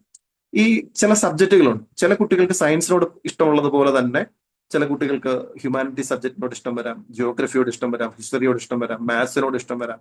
പക്ഷെ നമ്മൾ വിചാരിക്കുകയാണ്, അല്ലെങ്കിൽ രക്ഷകർത്താവ് എന്നുള്ള നിലയിൽ ഇപ്പൊ ഞാൻ ചിന്തിക്കുകയാണ്, സയൻസ് സബ്ജക്റ്റിനല്ലേ നമ്മൾ പ്രാധാന്യം കൊടുക്കേണ്ട. അപ്പൊ കുട്ടി പറയുന്ന ഈ ജിയോഗ്രഫിക്ക് അല്ലെങ്കിൽ അതുപോലെ ഹിസ്റ്ററിക്ക് നമ്മൾ പ്രാധാന്യം കൊടുക്കേണ്ട ആവശ്യമുണ്ടോ എന്ന് ഞാൻ ചിന്തിച്ചാൽ അത് രക്ഷകർത്താവ് എന്നുള്ള നിലയിൽ എന്റെ ആശങ്കയാണ്. പക്ഷെ കുട്ടിയെ സംബന്ധിച്ച് ചിലപ്പോൾ കുട്ടിക്ക് ഇഷ്ടം ജിയോഗ്രഫി, ഹിസ്റ്ററിയാണ്. ഇത്തരം സാഹചര്യത്തിലും ചിലപ്പോൾ നമ്മൾ എടുക്കുന്ന ഡിസിഷനുകൾ ചിലപ്പോൾ പാളിപ്പോകും. പിന്നെ ഈ നമ്മുടെ കരിക്കുലം, അതായത് കോഴ്സും ഇൻസ്റ്റിറ്റ്യൂഷനും ആയിട്ടൊക്കെ വരുന്ന ചില ഭാഗങ്ങളും ഇമ്പോർട്ടൻ്റ് ആണ്. അതിൽ ഏറ്റവും പ്രധാനം എന്ന് പറയുന്നത്, ഞാൻ നേരത്തെ പറഞ്ഞു, ചില സയൻസ് സബ്ജക്റ്റുകൾ കുട്ടിക്ക് പഠിക്കണം എന്നുണ്ടെങ്കിൽ, ഉദാഹരണത്തിന് സയൻസ് സബ്ജക്ട് ഏത് കുട്ടി പഠിച്ചു കഴിഞ്ഞാലും അതിൽ തീർച്ചയായിട്ടും ലബോറട്ടറികൾ, ലാബുകൾ ഉണ്ടാവും, എക്സ്പെരിമെന്റ് അവൻ ചെയ്യേണ്ടി വരും. ഈ MBBS പഠിക്കുന്ന ഒരാൾക്ക് രക്തത്തോട് പേടിയുള്ള ഒരാളാണ് MBBS പഠിക്കാൻ പോയാൽ അത് എന്താകും നമ്മളൊന്ന് ആലോചിച്ച് നോക്കി. അപ്പൊ ഇത്തരം ചില സാഹചര്യങ്ങളിലും നമ്മൾ മനസ്സിലാക്കണം, ആ സിലബസ് എന്ന് പറയുന്നത് കുട്ടിക്ക് അനുയോജ്യമാണോ എന്നുള്ള കാര്യം കൂടെ, അതായത് ഇൻസ്റ്റിറ്റ്യൂഷൻ സ്പെസിഫൈ ചെയ്ത് നമ്മൾ ചിന്തിക്കേണ്ടി വരും. ഈ നേഴ്സിംഗ് ഒക്കെ തിരഞ്ഞെടുക്കുന്ന കുട്ടികളെ സംബന്ധിച്ച് നമ്മൾ നേഴ്സിംഗിന്റെ ഒക്കെ ഒരു കാര്യം നോക്കുമ്പോൾ നമ്മൾ ഏതെങ്കിലും നേഴ്സിംഗ് കോളേജ് തിരഞ്ഞെടുക്കും. അതിൽ പോലും ചില ഡിഫറൻസിയേഷൻസ് ഉണ്ട്. ഉദാഹരണത്തിന് നമ്മുടെ കുട്ടി BSc നേഴ്സിംഗ് പഠിക്കുന്നത് ഒരു സാധാരണ ഒരു കോളേജ് ആണെങ്കിൽ ആ കോളേജിന് സ്വന്തമായ ഒരു മെഡിക്കൽ കോളേജ് ഇല്ലെങ്കിൽ ചിലപ്പോൾ ഈ കുട്ടിയുടെ പഠനത്തിനെ ബാധിച്ചേക്കാം. നമ്മൾ ആലോചിക്കുക, എന്താണ് ഈ മെഡിക്കൽ കോളേജും നഴ്സിംഗ് കോളേജും തമ്മിലുള്ള ഒരു ഡിഫറൻസ് ഉണ്ട്. ഇപ്പൊ സ്വന്തമായിട്ടൊരു മെഡിക്കൽ കോളേജ് ഉണ്ടെങ്കിൽ ഈ മെഡിക്കൽ കോളേജുകളെ സംബന്ധിച്ച് ഈ മെഡിക്കൽ കോളേജിൽ എല്ലാ ഡിപ്പാർട്ട്മെന്റുകളും ഉണ്ടാവും, മിക്കവാറും എല്ലാ സ്പെഷ്യാലിറ്റികളും ഡിപ്പാർട്ട്മെന്റുകളും ഒക്കെ അതിനകത്ത് ഉണ്ടാവും. എന്നാൽ ഈ നമ്മൾ കുട്ടിക്ക് അഡ്മിഷൻ എടുത്ത കോളേജിൽ ഒരു BSc നഴ്സിംഗിന് അഡ്മിഷൻ എടുത്ത കോളേജിൽ അവർക്ക് സ്വന്തമായിട്ട് ഹോസ്പിറ്റൽ ഇല്ലെങ്കിൽ എന്താ സംഭവിക്കുക? ഇവർ മറ്റു ഹോസ്പിറ്റലുമാണ് ടൈപ്പ് ആകേണ്ടി വരും. ആ ടൈപ്പ് ആയി കഴിഞ്ഞാൽ സ്വന്തമായി ഒരു മെഡിക്കൽ കോളേജ് ഉള്ള നഴ്സിംഗ് കോളേജ് എങ്ങനെയാണോ കോഴ്സ് നടത്തുന്നത് അത്രയ്ക്ക് എഫക്റ്റീവ് ആകില്ല ടൈപ്പ് ഹോസ്പിറ്റലിൽ അത്തരം കോളേജുകൾ കോഴ്സ് നടത്തുക. അപ്പൊ ആ ഇൻസ്റ്റിറ്റ്യൂഷന്റെ ചില സ്പെഷ്യാലിറ്റികൾ നമ്മുടെ അവിടെ നമ്മൾ പരിഗണിക്കേണ്ടി വരും. ഈ നഴ്സിംഗ് പോലെയുള്ള കോഴ്സുകൾക്ക് ഇപ്പം ഏതാണ്ടൊരു സാച്ചുറേറ്റഡ് ലെവലാണ്. ഞാൻ ഈ ഒരു മെഡിക്കൽ ഫീൽഡിൽ നിൽക്കുന്നതുകൊണ്ട് തന്നെ നമുക്കറിയാം, നമ്മളിപ്പോൾ ഒരു നേഴ്സിംഗിന്റെ ഒരു ഇന്റർവ്യൂ നടത്തി കഴിഞ്ഞാൽ ഇഷ്ടംപോലെ ആൾക്കാർ വരും. ഇഷ്ടംപോലെ എന്ന് പറഞ്ഞാൽ ഒരു സിംഗിൾ വേക്കൻസിക്കൊക്കെ വരുന്നത് 10-40 ആപ്ലിക്കേഷനൊക്കെയാണ് വരുന്നത്. അപ്പൊ അവിടെ ഒരു സ്ഥാപനം എന്നുള്ള നിലയിൽ എപ്പോഴും സ്ഥാപനം നോക്കുന്നത് സ്ഥാപനത്തിന്റെ ഒരു പ്രോഫിറ്റ് കൂടിയായിരിക്കും അവർ കൂടുതലായിട്ട് നോക്കുന്നത്. അപ്പൊ ഈ ഒരു എംപ്ലോയിക്ക് എങ്ങനെ കുറച്ച് സാലറി കൊടുത്തുകൊണ്ട് ഒരാളിനെ എടുക്കാമെന്നായിരിക്കും നോക്കുക. അപ്പൊ നമ്മൾ ഈ ഇന്റർവ്യൂ ഒക്കെ നടത്തുമ്പോൾ ചില റിട്ടേൺ എക്സാമും അല്ലെങ്കിൽ അല്ലാതെ ഫേസ് ടു ഫേസ് കമ്മ്യൂണിക്കേഷൻ ഒക്കെ നടത്തി കഴിയുമ്പോൾ നമുക്ക് ഇവരുടെ ഒരു ഏകദേശ നോളജ് ഒക്കെ നമുക്ക് മനസ്സിലാവും. അപ്പൊ അതില് ചില ആൾക്കാരോട് നമ്മൾ ചോദിക്കുക എന്താണ് എക്സ്പെക്ട് ചെയ്യുന്ന സാലറി എത്രയാണ് ചോദിക്കുക. അപ്പം ചിലർ പറയും ഇത് എമൗണ്ട് പറയും, ചിലർ 10 പറയുന്നവരുണ്ട്, അല്ലെങ്കിൽ ചിലർ 20 പറയുന്നവരുണ്ട്, ചിലർ പറയും അത് നിങ്ങൾ എന്താണോ നൽകുന്നത് എന്നുള്ള തരത്തിൽ പറയുന്നവരുണ്ട്. ഇപ്പം സാധാരണ ഒരു ഹോസ്പിറ്റലിനെ സംബന്ധിച്ച് ഒരു നേഴ്സിന്റെ എഫക്റ്റീവ്നെസ് ആയിട്ട് കാണുന്ന ചില ക്യാരക്ടർ, ചില പ്രത്യേകതകളൊക്കെ ഉള്ള ആൾക്കാരെ നമ്മൾ ലിസ്റ്റ് ഔട്ട് ചെയ്തിട്ടാണ് അവരോടാണ് ഫൈനലി നമ്മൾ ഈ സാലറി ഒക്കെ ചോദിക്കുന്നത്. അതിന്റെ നെഗോഷിയേഷൻ ഒക്കെ നടക്കും. ആ സമയത്ത് ചിലർ പറയും എത്ര സാലറി ആയാലും കുഴപ്പമില്ല, എനിക്ക് വെറുതെ വീട്ടിൽ നിൽക്കാൻ പറ്റാത്തത് കൊണ്ട് ഞാൻ ഇതിൽ ജോയിൻ ചെയ്യാം എന്ന് പറയും. ഇങ്ങനെ വരുമ്പോൾ അവർക്ക് ഒരു നോമിനൽ സാലറി കൊടുത്തുകൊണ്ട് അവർ വർക്ക് ചെയ്യും. അപ്പൊ ഈ സ്കില്ലോ ടാലന്റോ നോക്കാതെ സാലറി നോക്കിയിട്ട് പോലും സ്ഥാപനങ്ങൾ എന്ത് ചെയ്യാറുണ്ട്, എടുക്കാറുണ്ട്. എന്നാൽ വലിയ വലിയ സ്ഥാപനങ്ങളായി കഴിയുമ്പോൾ അവർക്കൊരു സ്റ്റാൻഡേർഡ് ഉണ്ട്, സർട്ടൺ സ്റ്റാൻഡേർഡ് ഉണ്ട്. ആ എംപ്ലോയിക്ക് അല്ലെങ്കിൽ അവരെടുക്കാൻ പോകുന്ന ആ നേഴ്സിംഗ് സ്റ്റുഡന്റ് അല്ലെങ്കിൽ നേഴ്സിംഗ് കോഴ്സ് കഴിഞ്ഞ ആ വ്യക്തിക്കും ചില സ്റ്റാൻഡേർഡ് അവർ ഈ സ്റ്റാൻഡേർഡ് എന്ന് നോക്കുന്ന സമയത്താണ് നമ്മുടെ കുട്ടി നേഴ്സിംഗ് കോഴ്സ് പഠിച്ചിറങ്ങിയതിനു ശേഷം അവൻ ഇത്തരം അല്ലെങ്കിൽ അവൾക്ക് ഇത്തരം സ്റ്റാൻഡേർഡുകൾ ഉണ്ടോ എന്ന് നമ്മൾ അവിടെയാണ് ഇൻസ്റ്റിറ്റ്യൂഷന്റെ പ്രത്യേകത. പ്രൊഫഷണലായ അധ്യാപകർ, പ്രത്യേകിച്ചും നേരത്തെ പറഞ്ഞ പോലെ നഴ്സിംഗ് കോളേജിനോട് ചേർന്നിട്ടുള്ള മെഡിക്കൽ കോളേജുകൾ, അനുബന്ധമായ സംവിധാനങ്ങളൊക്കെ ഉള്ളപ്പോൾ ഇവർക്ക് ലഭിക്കുന്ന ഒരു എക്സ്പോഷറാണ്. ഈ എക്സ്പോഷറാണ് ആ ആളിന്റെ പ്രൊഫഷണൽ ടാലന്റുകൾ തീരുമാനിക്കുന്നത്. അപ്പൊ നമ്മുടെ കുട്ടിക്ക് BSc നഴ്സിംഗിന് ഇത്തരത്തിലുള്ള ഫെസിലിറ്റികളൊന്നും ഇല്ലാത്തൊരു കോളേജിലേക്കാണ് നമ്മൾ കൊണ്ട് ചേർക്കുന്നതെങ്കിലും ഈ പറഞ്ഞ സ്കില്ലുകൾ കുട്ടിക്ക് ഒരിക്കലും അച്ചീവ് ചെയ്യാൻ പറ്റും. ഈ ചലഞ്ചുകളെ ഫേസ് ചെയ്യാൻ പറ്റും. ലാംഗ്വേജുകൾ, പ്രത്യേകിച്ച് നമ്മൾ പുറത്തേക്ക് മൈഗ്രേഷൻ ഒക്കെ നോക്കുന്ന കുട്ടികൾ ഉണ്ടെന്നുണ്ടെങ്കിൽ അവിടെ പോയി കഴിഞ്ഞാൽ ഒരിക്കലും നമുക്ക് ഈ മലയാളം കൊണ്ട് പിടിച്ചു നിൽക്കാൻ പറ്റില്ല. അവിടെ നമുക്ക് ഇംഗ്ലീഷ് എന്ന് പറയുന്ന ഒരു മാധ്യമം നമ്മൾ അവിടെ യൂട്ടിലൈസ് ചെയ്യേണ്ടി വരും.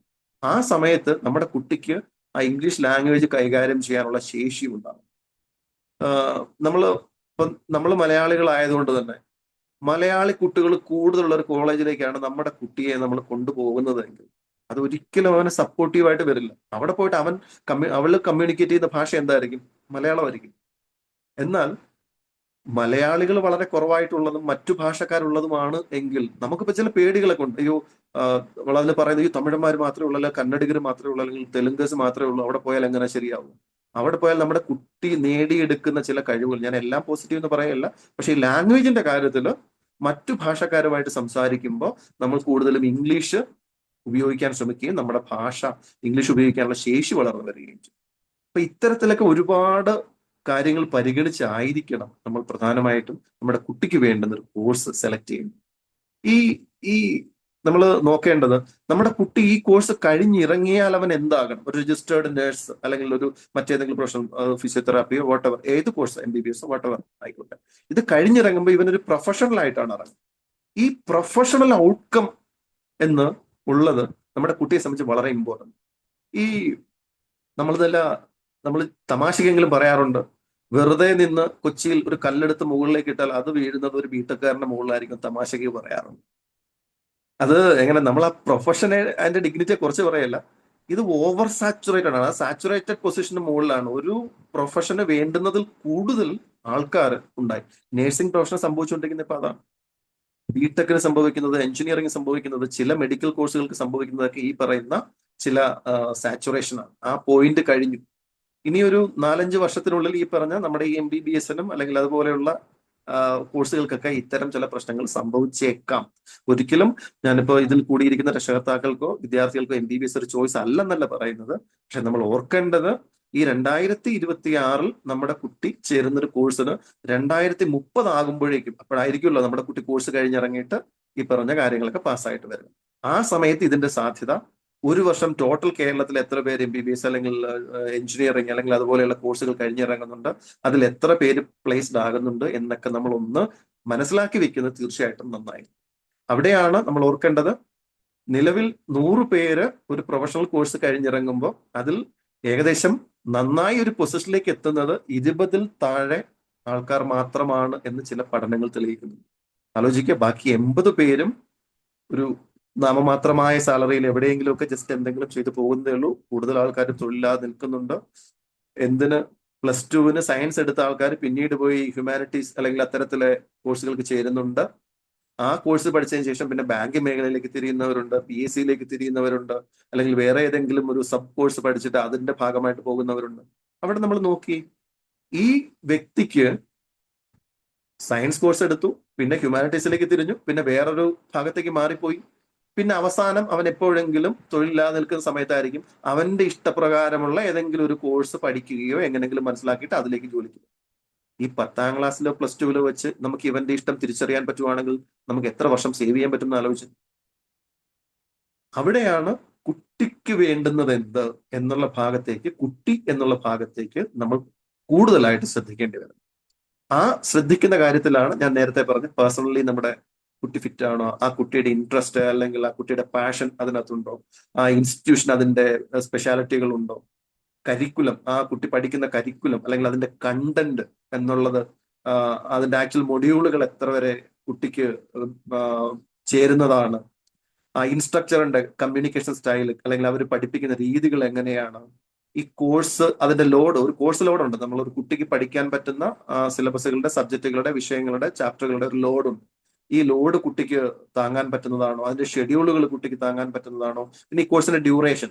ഇപ്പൊ ഒരു ചില ഇന്റഗ്രേറ്റഡ് കോഴ്സുകളുണ്ട്, ഇപ്പം 3+2 എന്നൊക്കെ വരുന്ന തരത്തിലുള്ള ഡിഗ്രി + PG ഒക്കെ ചേർത്ത് വരുന്ന ഇന്റഗ്രേറ്റഡ് കോഴ്സുകളുണ്ട്. ഈ ഡ്യൂറേഷൻ ഒക്കെ കുട്ടിക്ക് താങ്ങാൻ പറ്റുന്നതാണോ, പിന്നെ അതുപോലെ തന്നെ ഈ പ്രാക്ടിക്കൽ ആയിട്ട് വരുന്ന ഔട്ട്കം എന്തായിരിക്കും, കുട്ടി ഇത് പഠിച്ചതിന് ശേഷം അവിടെ വരാൻ സാധ്യതയുള്ളത് എന്നുള്ള കാര്യങ്ങൾ കൂടി നമ്മൾ ശ്രദ്ധിക്കേണ്ടതായിട്ടുണ്ട്. അവിടെയാണ് ഞാൻ നേരത്തെ പറഞ്ഞ കുട്ടിയുടെ ലേണിംഗ് സ്റ്റൈൽ എന്താണ്, അവന്റെ ചില പാഷനുകൾ, ചില ഇഷ്ടങ്ങൾ എന്തൊക്കെയാണ് എന്നൊക്കെ നമുക്ക് കണ്ടെത്താനായിട്ട് പറ്റണം.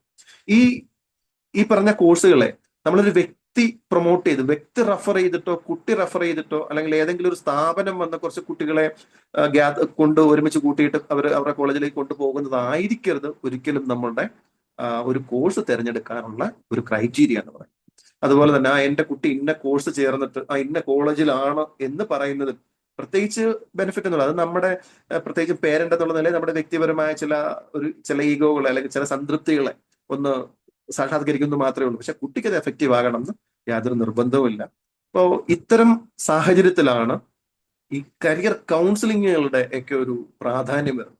അതുകൊണ്ട് തന്നെ സാറ് ഇന്ന് തീരുമാനിച്ച ഈ ഒരു സബ്ജക്റ്റിനെ ഞാൻ വളരെയധികം അപ്രീഷിയേറ്റ് ചെയ്യുന്നു.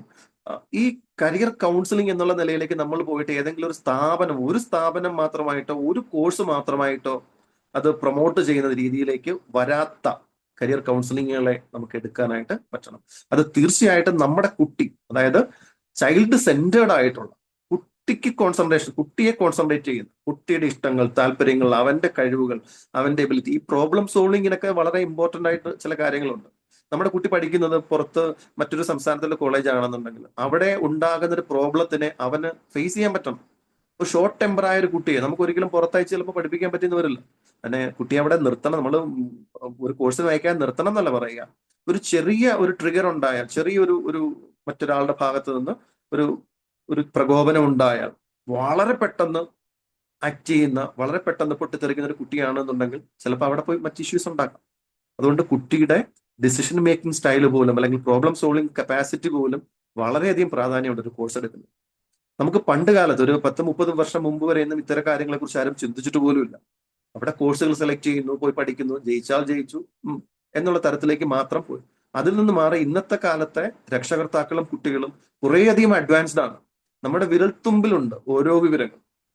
അതുപോലെ തന്നെ കുട്ടിയുടെ ഈ പറഞ്ഞ ക്യാരക്ടറുകൾ അല്ലെങ്കിൽ കുട്ടിയുടെ സവിശേഷതകളൊക്കെ അസസ് ചെയ്ത് കണ്ടുപിടിക്കാൻ പറ്റുന്ന ഒരുപാട് ടൂളുകൾ നമ്മുടെ നാട്ടിൽ നിന്ന് ലഭ്യമാണ്. ഒരുപാട് സംഘടനകളും കരിയർ കൗൺസിലേഴ്സും അസസ്മെന്റ് ടീമുകളൊക്കെ ഈ അസസ്മെന്റുകളൊക്കെ ചെയ്യും. എനിക്ക് തോന്നുന്നു നമ്മുടെ സാബു സാറൊക്കെ ആ ഒരു മേഖലയിൽ ഒരുപാട് വർഷമായിട്ട് പ്രവർത്തിക്കുന്ന ആൾക്കാരാണ്. സാർ അത് ചില കാര്യങ്ങൾ നമ്മൾ സംസാരിച്ച വഴിക്ക് സാർ അതിന്റെ കാര്യങ്ങൾ പറഞ്ഞിട്ടുണ്ട്. കരിയർ അസസ്മെന്റ് ശ്രദ്ധിക്കേണ്ട കാര്യങ്ങളും അതിന്റെ ടൂൾ ഉപയോഗിക്കേണ്ട കാര്യങ്ങളെ കുറിച്ചും ഒക്കെ സാർ വളരെയധികം ഈ മേഖലയിൽ നിൽക്കുന്ന ഒരാൾ കൂടി ആയതുകൊണ്ട് ഞാൻ ഈ പറയുന്ന കാര്യങ്ങൾ സാറിനെ സംബന്ധിച്ച് പുതിയ കാര്യങ്ങളല്ല. എനിക്ക് തോന്നുന്നു മിക്കവാറും രക്ഷകർത്താക്കൾക്കും ഇതിനെക്കുറിച്ചൊക്കെ നല്ല ബോധ്യമുണ്ടാകും. എങ്കിലും ഞാനിപ്പോ ഈ ഒരു ഭാഗത്തിൽ അത് പറയേണ്ടതിന്റെ ഇമ്പോർട്ടൻസ് ഉള്ളത് കൊണ്ടാണ് ഞാൻ ഒരു ഭാഗം പ്രധാനമായിട്ടും പറഞ്ഞത്. അതുപോലെ തന്നെ കുട്ടിയുടെ ഫ്ലെക്സിബിലിറ്റി, നമ്മുടെ കുട്ടിക്ക് ഒരു പ്രത്യേക സാഹചര്യത്തോട് അഡാപ്റ്റ് ആകാൻ, ചേർന്ന് പോകാനുള്ള കഴിവ്, വിവിധ ഭാഷകൾ സംസാരിക്കുന്ന, വിവിധ സബ്ജക്റ്റുകൾ എടുക്കുന്ന, വിവിധ ലേണിംഗ് സ്റ്റൈലുള്ള, വിവിധ കൾച്ചറുള്ള ഒരു ഭാഗത്തേക്ക് കുട്ടിക്ക് ചേർന്ന് പോകാൻ കൂടി പറ്റണം. അത്തരം ഒരു ഫ്ലെക്സിബിലിറ്റിയും ഇതിന് വളരെ ഇമ്പോർട്ടൻ്റ് ആണ്. അതുകൊണ്ട് തന്നെ നമ്മളൊരു കോഴ്സ് സെലക്ട് ചെയ്യുമ്പോഴത്തേക്ക് ആ കോഴ്സിന്റെ സാധ്യതകൾ എന്നുള്ളതിന് പ്രാധാന്യം കൊടുക്കുന്നതിന് മുൻപ് നമ്മുടെ കുട്ടി എന്നുള്ളതിന് ഫസ്റ്റ് പ്രയോറിറ്റി കൊടുത്താൽ അത് കുട്ടിക്ക് വളരെയധികം പ്രയോജനം ചെയ്യും. ഇപ്പൊ ഭാവിയിൽ ഒരു ജോലി ചെയ്യുന്നു, നമ്മൾ ഉദാഹരണത്തിന് പറഞ്ഞാൽ നമ്മൾ എല്ലാവരും കേട്ടിട്ടുള്ള ഒരു ക്രിക്കറ്റ് സ്റ്റാറാണ് സച്ചിൻ ടെണ്ടുൽക്കർ. ഈ സച്ചിൻ ടെണ്ടുൽക്കറിന് ഒരു ഡ്രൈവറിന്റെ ജോലി ആയിരുന്നെങ്കിൽ എന്ന് ചിന്തിച്ച്, ഡ്രൈവർ ജോലി ചിലപ്പോൾ ചെയ്യും, പക്ഷെ അത് ആ ആളിന്റെ പാഷനെ പറ്റിയ ഒരു ജോലിയെ അല്ല നമുക്കറിയാം. കാരണം പുള്ളിയുടെ പാഷൻ, സച്ചിനെ സംബന്ധിച്ചിട്ട് +2 വിദ്യാഭ്യാസമാണ് ഉള്ളത് പുള്ളി. പക്ഷെ ആ ആളിന് എത്തേണ്ടുന്ന, ആ പ്രതിഭ എത്തേണ്ടുന്ന ആ തലം വരെ എത്തി, സാച്ചുറേറ്റഡ് ലെവൽ വരെ എത്തിയിട്ടുണ്ട്. അതേസമയം സച്ചിനെ ആരെങ്കിലും പിടിച്ച് MBBS ഡോക്ടർ ആക്കിയിരുന്നുണ്ടെങ്കിലോ ചിലപ്പോൾ ജോലി ചെയ്ത് പോയേനെ, പക്ഷെ ആളിന്റെ പ്രതിഭയുടെ ആ ഒരു പീക്കിലേക്ക്, ആ പാരമ്യത്തിലേക്ക് ഒരിക്കലും എത്തിക്കാൻ പറ്റും. അതുപോലെ തന്നെ നമ്മുടെ കുട്ടിക്കുള്ളൊരു പ്രതിഭയുണ്ട്, അവനിലുള്ളൊരു ടാലന്റ് ഉണ്ട്, ഒരു ഇന്നേറ്റ് പൊട്ടൻഷ്യൽ എന്നൊക്കെയാണ് അതിന് നമ്മൾ പറയുക. ആ ടാലന്റ് ഏത് മേഖലയിലാണെന്ന് കണ്ടെത്താൻ പറ്റിയാൽ തീർച്ചയായിട്ടും നമ്മുടെ കുട്ടിക്ക് അതുമായിട്ട് അസോസിയേറ്റ് ചെയ്യുന്ന, കണക്ട് ആകുന്ന ഒരു കോഴ്സ് കൂടി സെലക്ട് ചെയ്യാൻ പറ്റിയാൽ നമ്മളൊന്നും ഒരു ടെൻഷനേ വേണ്ട. കുട്ടി ഒരിക്കലും ഡ്രോപ്പ് ഔട്ട് ആകില്ല. ഒരിക്കലും കുട്ടിക്ക് ഈ പറഞ്ഞ സിലബസ് സ്കിപ്പ് ചെയ്യേണ്ടി വരില്ല. അവന് കൂടുതലായിട്ട് പ്രശ്നങ്ങൾ ഉണ്ടാകേണ്ടി വരില്ല. കാരണം അവന് ഇഷ്ടപ്പെട്ട സബ്ജക്റ്റ്, അവന് പറ്റുന്ന ആ ലെവലിൽ നിന്നുകൊണ്ട് ആ കുട്ടിക്ക് അത് പഠിക്കാനും പറ്റിയത്. ഇത്തരം സാഹചര്യങ്ങളിലാണ് ഈ കരിയർ കൗൺസിലിങ്ങിന്റെയും നമ്മുടെ കുട്ടികളുടെ അസസ്മെന്റിന്റെയും ഒക്കെ ഒരു പ്രാധാന്യം വളരെയധികമായിട്ട് ഉണ്ടാകുന്നത്. നമ്മൾ ഇപ്പൊ ഉദാഹരണത്തിന് പറയുകയാണെങ്കിൽ നമ്മുടെ കുട്ടിക്ക് ഇഷ്ടമുള്ള ചില കോഴ്സുകൾ ഉണ്ടാവും, അതുപോലെ അവന് ചെയ്യാൻ പറ്റുന്ന കോഴ്സുകൾ ഉണ്ടാവും, ഇഷ്ടമില്ലാത്ത കോഴ്സുകൾ ഉണ്ടാവും, ചെയ്യാൻ പറ്റാത്ത കോഴ്സുകൾ ഉണ്ടാവും. അപ്പൊ ഇതിൽ ഏത് കോഴ്സ് അവൻ സെലക്ട് ചെയ്താലും ഭാവിയിൽ അവനൊരു ജോലി വേണമല്ലോ. ആ ജോലി എന്ന് പറയുന്നത് ഏതെങ്കിലും ഒരു ജോലി കിട്ടിയിട്ട് കാര്യമില്ല. ഞാൻ നേരത്തെ പറഞ്ഞ ഡ്രൈവർ ജോലി അല്ലെങ്കിൽ ഡോക്ടർ ജോലി അല്ലെങ്കിൽ ഒരു ക്രിക്കറ്റർ എന്നുള്ള ഇത് നമ്മൾ വെറുതെ ഒന്ന് ആലോചിച്ചാൽ മതി. ആ ജോലി അവൻ ഇഷ്ടപ്പെട്ട് ചെയ്താൽ മാത്രമേ സമൂഹത്തിന് അതുകൊണ്ട് പ്രയോജനമുള്ളൂ. അവൻ കഷ്ടപ്പെട്ടാണ് ഒരു ജോലി ചെയ്യുന്നതെങ്കിലോ അതുകൊണ്ട് അവനും പ്രയോജനമില്ല. പതിയെ ഈ കോഴ്സ് ഡ്രോപ്പ് ഔട്ട് ചെയ്ത് അഡ്ജസ്റ്റ് ചെയ്ത് എങ്ങനെയെങ്കിലും തട്ടിമുട്ടി പഠിച്ച് പാസ്സായി എന്നുള്ളത് പോലെ ഈ ജോലിയും അവൻ അങ്ങനെ ആയിരിക്കും ചെയ്യുക. അതുകൊണ്ട് സമൂഹത്തിന് എന്താ പ്രയോജനം ഉണ്ടാവുക? അങ്ങനെ ഒരു ഡോക്ടറിന്റെ അടുത്താണ് നാളെ നമ്മൾ ചികിത്സയ്ക്ക് പോകുന്നെങ്കിലോ, അതായത് നമ്മൾ പറയുമല്ലേ, എന്റെ മോനെ ഞാൻ ഡോക്ടർ ആക്കി, ഞാൻ എന്റെ മോനെ എഞ്ചിനീയർ ആക്കും എന്നൊക്കെ നമ്മൾ പറയുന്ന, അല്ലെങ്കിൽ അത്തരത്തിൽ എഞ്ചിനീയർ ആക്കപ്പെട്ട ഒരാൾ നിർമ്മിക്കുന്ന ഒരു പ്രോജക്റ്റ്, അല്ലെങ്കിൽ അത്തരത്തിൽ ഡോക്ടർ ആക്കപ്പെട്ട ഒരാൾ കൺസൾട്ട് ചെയ്യുന്ന ഒരു പേഷ്യന്റ്, നമ്മളൊന്ന് ആലോചിച്ച് ആ ഭാഗത്താണ് ഞാൻ നേരത്തെ പറഞ്ഞ കുട്ടിക്ക് പ്രാധാന്യം കൊടുക്കുന്നതിന്റെ ആ ഒരു അല്ലെങ്കിൽ കുട്ടിയുടെ കഴിവുകൾക്ക് പ്രാധാന്യം കൊടുക്കണം എന്നുള്ളതിന്റെ ഇമ്പോർട്ടൻസ് വരുന്നത്. ഇപ്പൊ നമ്മളിപ്പോ എന്റെ വീട്ടിൽ ഞാനിപ്പോ ഒരു ആപ്പിൾ മരം നട്ടിട്ട് എനിക്ക് അതിൽ നിന്ന് ഓറഞ്ച് പറിക്കണം എന്ന് വിചാരിച്ചാൽ നടക്കില്ല. ആപ്പിൾ മരമാണെങ്കിൽ അതിൽ ഉണ്ടാകുന്നത് തീർച്ചയായിട്ടും ആപ്പിൾ തന്നെയായിരിക്കും. അപ്പൊ നമുക്ക് നമ്മുടെ കുട്ടിയെ ഒരിക്കലും നമ്മൾ ഡോക്ടർ ആക്കേണ്ട, അവൻ ഡോക്ടർ ആകും എന്ന് അവന് തോന്നുന്നുണ്ടെങ്കിൽ അവൻ ഡോക്ടർ ആകും. അതിന് നമ്മൾ സപ്പോർട്ട് ചെയ്യും.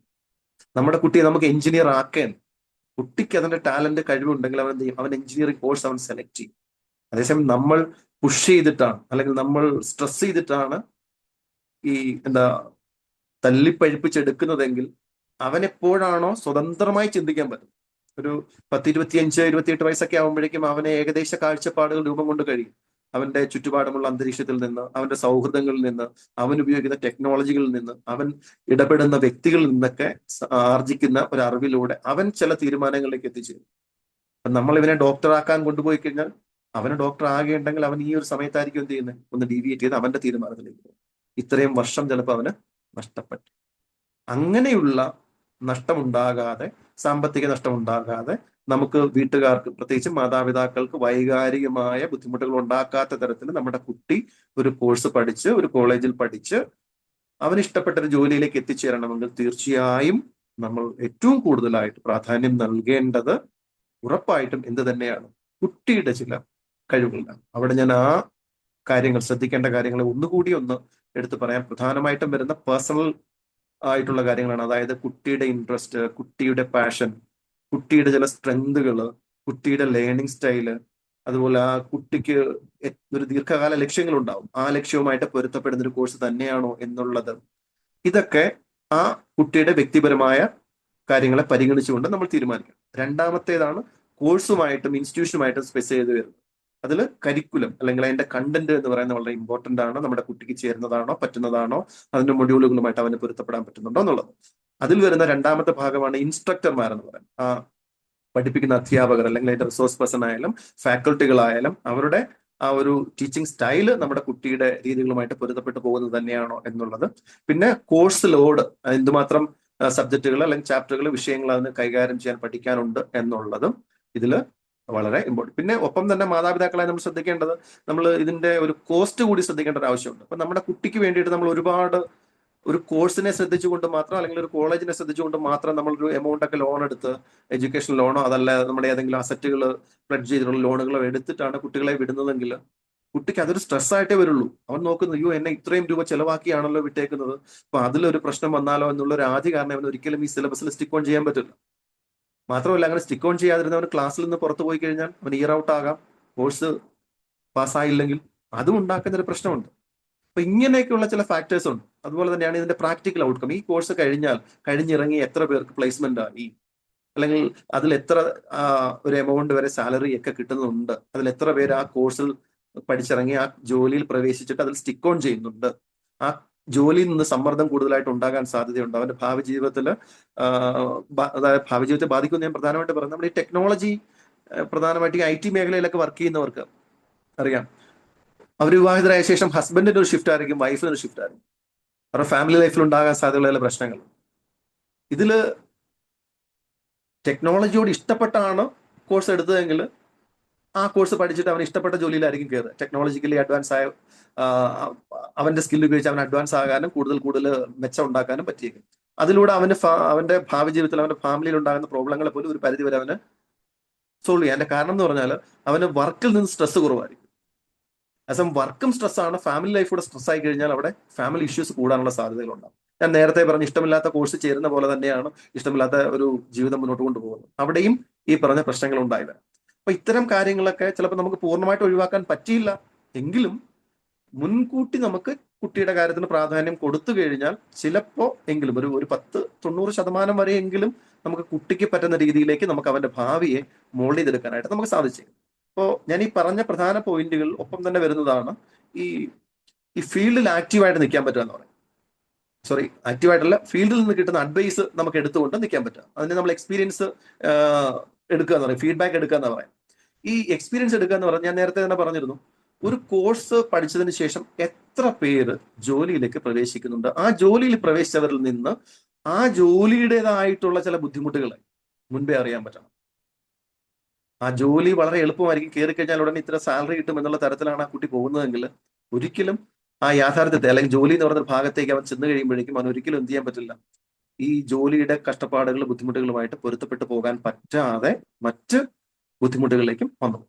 അപ്പോൾ ഞാനിപ്പോ ഇന്ന് ഈ പറഞ്ഞ കാര്യങ്ങൾ ഒരിക്കലും ഒരു അഡ്വൈസ് ആയിട്ട് എടുക്കേണ്ട, ഇത് ഞാൻ നിൽക്കുന്ന മേഖലയിൽ നിന്നും നമുക്ക് മനസ്സിലാക്കാൻ പറ്റുന്നതും അതുപോലെ തന്നെ നമ്മൾ ഇടപെടുന്ന ഈ മേഖലയിൽ വർക്ക് ചെയ്യുന്ന ആൾക്കാർ നമുക്ക് തരുന്ന ഫീഡ്ബാക്കിൽ നിന്നൊക്കെയാണ് തീർച്ചയായിട്ടും ഞാൻ ഈ ഒരു പോയിന്റുകളെ കുറിച്ച് പറയുന്നത്. ഇപ്പൊ ഏകദേശം നമ്മുടെ സമയം ഏകദേശമായി വരുന്നല്ലേ സാറേ? സാറേ ഓക്കെ സാർ, നമുക്ക് സ്റ്റോപ്പ് ചെയ്യാൻ 8 മണിയാകുമ്പോൾ നിർത്താം.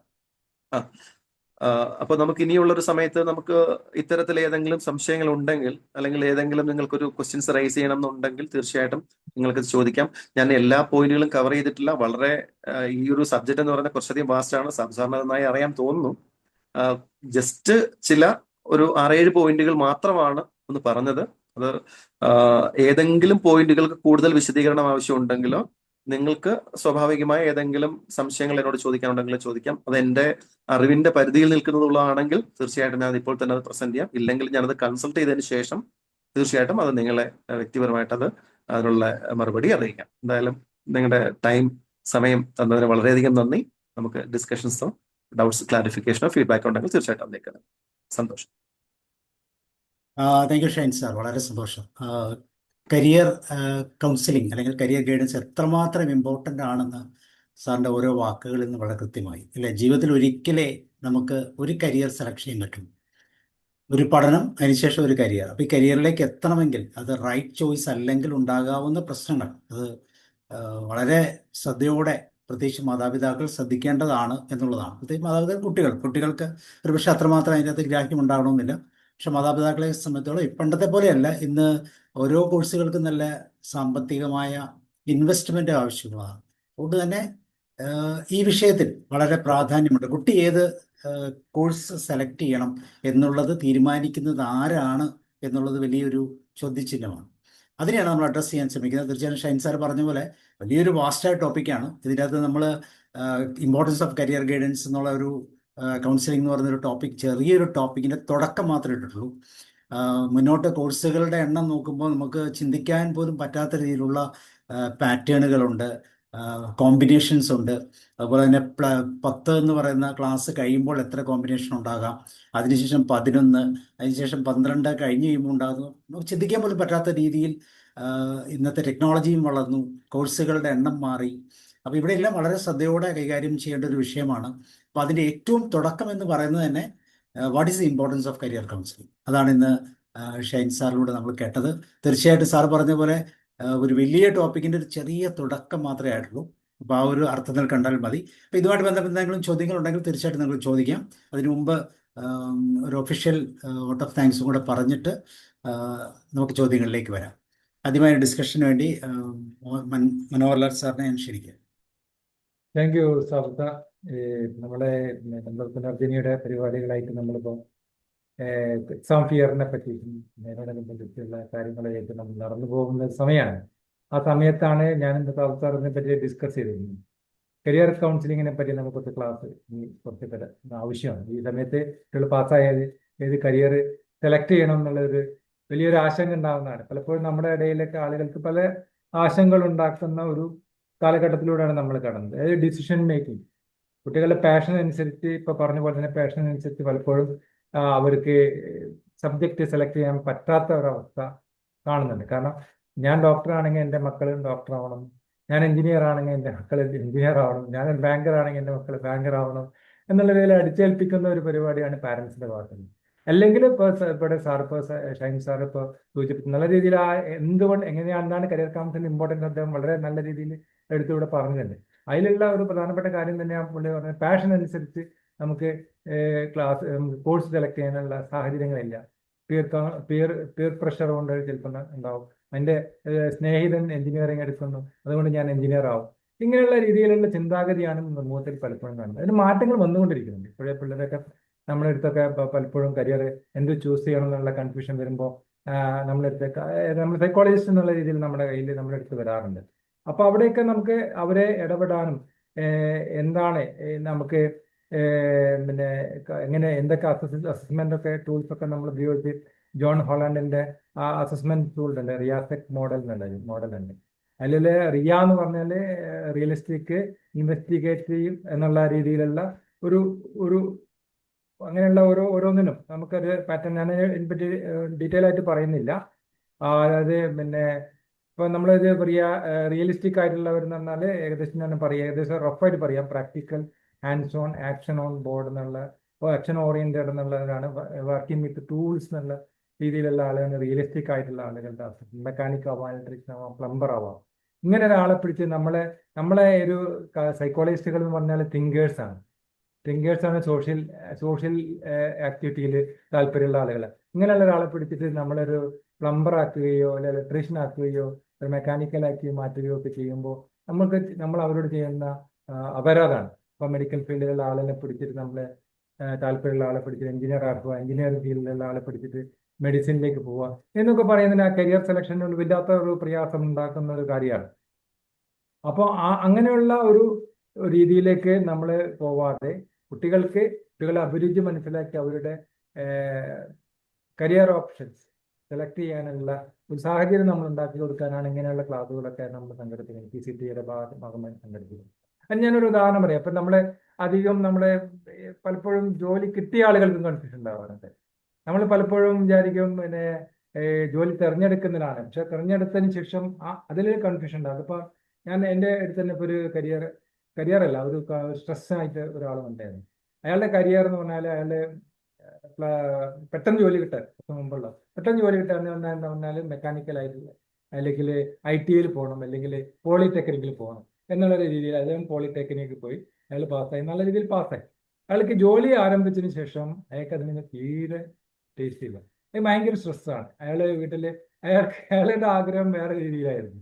അപ്പോൾ അയാൾ ആർട്ടിസ്റ്റിക്കാണ്. അപ്പം അത് അയാൾ മനസ്സിലാക്കില്ല. കുടുംബത്തിന്റെ ആൾക്കാർ ഇനി ഇതിനാണ് പഠിക്കുന്നെങ്കിൽ ഇതിന് നിങ്ങൾക്ക് നല്ല ജോലി ഉണ്ടല്ലോ, അപ്പോൾ അത്യാവശ്യം കിട്ടുന്ന വരുമാനം കിട്ടുന്നുണ്ട്, അയാൾ സാറ്റിസ്ഫൈഡ് അല്ല, സ്ട്രെസ്ഡായി. അങ്ങനെയാണ് എൻ്റെ അടുത്ത് വന്നത്. അപ്പം ഞാൻ അയാളുടെ എന്ത് ചെയ്യുക, റിയാസിക് മോഡലിൽ ഞാനത് അസസ്മെന്റ് നടത്തിയപ്പോൾ അയാൾ ആർട്ടിസ്റ്റിക് ടാലന്റ് ഉള്ള ആളാണ്. അയാളെ സംബന്ധിച്ചോളം ആർട്ടിസ്റ്റിക് ടാലന്റ് ഉള്ള ആളുകൾ കുക്കിങ്ങിൽ അയാൾ സ്പെഷ്യലിസ്റ്റാണ്. കുക്കിംഗ് അയാൾക്ക് ചെയ്യാം. അപ്പം ഞാൻ അയാൾ സജസ്റ്റ് ചെയ്തു, നിങ്ങൾ ഈ ജോലി കളയണ്ട, ഈ ജോലി വെച്ചുകൊണ്ട് തന്നെ നിങ്ങളുടെ ആർട്ടിസ്റ്റിക് ടാലൻസും അവരുടെ കുക്കിങ്ങും കാര്യങ്ങളൊക്കെ സൈഡ് ബൈ സൈഡായിട്ട് നിങ്ങൾ ഡെവലപ്പ് ചെയ്യും. അങ്ങനെ ഒരു കരിയർ പ്ലാൻ അയാൾക്ക് ഉണ്ടാക്കി കൊടുത്തപ്പോൾ അയാളതിന് പ്രാവർത്തികമാക്കാൻ ശ്രമിച്ചുകൊണ്ടിരിക്കുമ്പോൾ അയാളുടെ സ്ട്രെസ് പോയി. അയാൾ പാഷൻ അനുസരിച്ച് അയാൾക്ക് മാറാൻ പറ്റുന്ന ഒരു അവന്യൂ ഞാൻ തുറന്ന് കാണിച്ചപ്പോൾ അയാൾക്ക് ആ രീതിയിലേക്ക് കാര്യങ്ങൾ കൊണ്ടുപോകാൻ സാധിക്കും. ഇതുപോലെ ഇതൊക്കെ നമ്മൾ പഠിക്കുമ്പോൾ നമ്മളെ സംബന്ധിച്ചിടത്തോളം സൈക്കോളജിസ്റ്റ് എന്നുള്ള രീതിയിൽ നമുക്ക് പല കാര്യങ്ങളും കരിയർ കൗൺസിലിംഗ് കാര്യങ്ങൾ സബ്ജക്ട് നമ്മൾ പഠിക്കേണ്ടതാണ്. അപ്പം നമ്മളൊക്കെ അത് പല കോഴ്സുകളൊക്കെ നമ്മൾ എടുത്ത് പഠിച്ചതുകൊണ്ട് നമുക്കറിയാം. അപ്പം നമ്മളെ സംബന്ധിച്ചിടത്തോളം സാബു സാറിന് ആ കോഴ്സ് അറിയാം, ആ കാര്യങ്ങൾ അറിയാം. ഇപ്പോൾ ഷൈൻ സാറിന് ഇതുപോലെ തന്നെ ആ കാര്യങ്ങൾ അറിയാം. അപ്പം നമ്മളിത് ഒന്നില്ലെങ്കിലും നമുക്ക് മറ്റുള്ളവരെ അഡ്വൈസ് ചെയ്യാനുള്ള ഒരു സാഹചര്യങ്ങൾ ഉണ്ടാക്കാൻ സാധ്യതയുള്ള ഒരു വലിയ നല്ലൊരു ഫീൽഡാണ് ഇത്. അപ്പൊ അതുകൊണ്ട് തന്നെയാണ് PCTA ഇന്ന് ഇങ്ങനെയുള്ള പരിപാടികളെ തുടർന്ന് കുറച്ച് ദിവസത്തേക്ക് കൊണ്ടുപോകണം എന്ന് ആഗ്രഹിക്കുന്നത്. അപ്പൊ പലരും ഇതിൽ ജോയിൻ ചെയ്തതിൽ സന്തോഷമുണ്ട്. നല്ല രീതിയിൽ ഈ കരിയർ കൗൺസിലിന്റെ ഇമ്പോർട്ടൻസ് കൃത്യതയോടെ പറഞ്ഞു തന്നതിന് ഷൈൻ സാറിന് നമ്മുടെ സംഘടനയുടെ പേരിൽ ഞാൻ നന്ദിയും അഭിവാദ്യങ്ങളും അർപ്പിക്കുന്നു. പിന്നെ നമ്മുടെ ഇങ്ങനെയുള്ള ക്ലാസ്സുകൾ തുടർന്ന് നമ്മൾ നടത്താൻ നമ്മൾ തയ്യാറാണ്. അതിനുള്ള എല്ലാവിധ സഹായങ്ങളും പ്രചോദനങ്ങളും ഒക്കെ നിങ്ങളുടെ എല്ലാവരുടെ ഭാഗത്തും ഉണ്ടാവണമെന്ന് അഭ്യർത്ഥിച്ചുകൊണ്ട് ഈ സാബു സാറിന്റെ പ്ലാറ്റ്ഫോം ഇത് വളരെ നല്ല രീതിയിൽ കൊണ്ടുപോകുന്നുണ്ട്.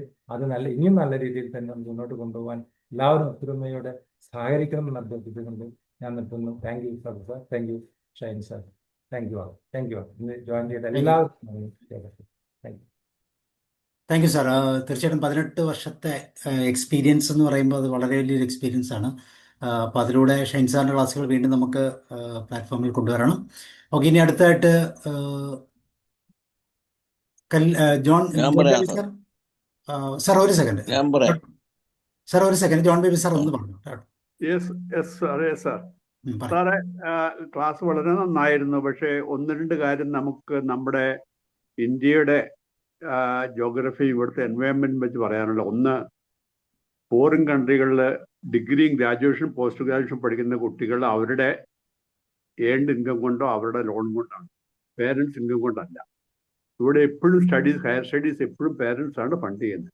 അപ്പോൾ parents are investing money and they expect a return at least by way of taking care of the children becoming capable of taking care of the parents in their old age. അപ്പോൾ ഒരു ജോലിയാണ് അവരുടെ മുഖ്യം, ഒരു ഇൻകം കിട്ടുന്ന ജോലിയാണ് important. അപ്പോൾ നമ്മുടെ നാട്ടിൽ എന്ത് ജോലി, ഏത് പഠിച്ചാൽ ജോലി കിട്ടും എന്നുള്ളതാണ് ആദ്യത്തെ ക്വസ്റ്റ്യൻ വരുന്നത്. അപ്പം അവൻ നല്ലൊരു അവന് കവിത എഴുതാൻ നല്ല കഴിവുണ്ട്, അതുകൊണ്ട് അവൻ പോയം പഠിച്ചോട്ടെ അല്ലെങ്കിൽ ലാംഗ്വേജ് പഠിച്ചോട്ടെ എന്ന് പറഞ്ഞാൽ ചിലപ്പോൾ അത് വളരെ പ്രാക്ടിക്കലാവില്ല. കാരണം ലൈഫിൽ അവൻ എങ്ങനെ ഒരു ഏണിങ് കപ്പാസിറ്റി എന്നുണ്ടാവും, അവനെ കൊണ്ടൊരു ഫാമിലി, അവൻ്റെ പേരൻസിന് നോക്കാനുള്ള കഴിവുണ്ടാവും എന്ന ചോദ്യത്തിന് ഒരിക്കലും നമുക്ക് ഉത്തരം കൊടുക്കാൻ പറ്റില്ല. അപ്പോൾ ഒരു കാര്യം നമ്മുടെ കുട്ടികൾ അറിഞ്ഞിരിക്കേണ്ടതുണ്ട്.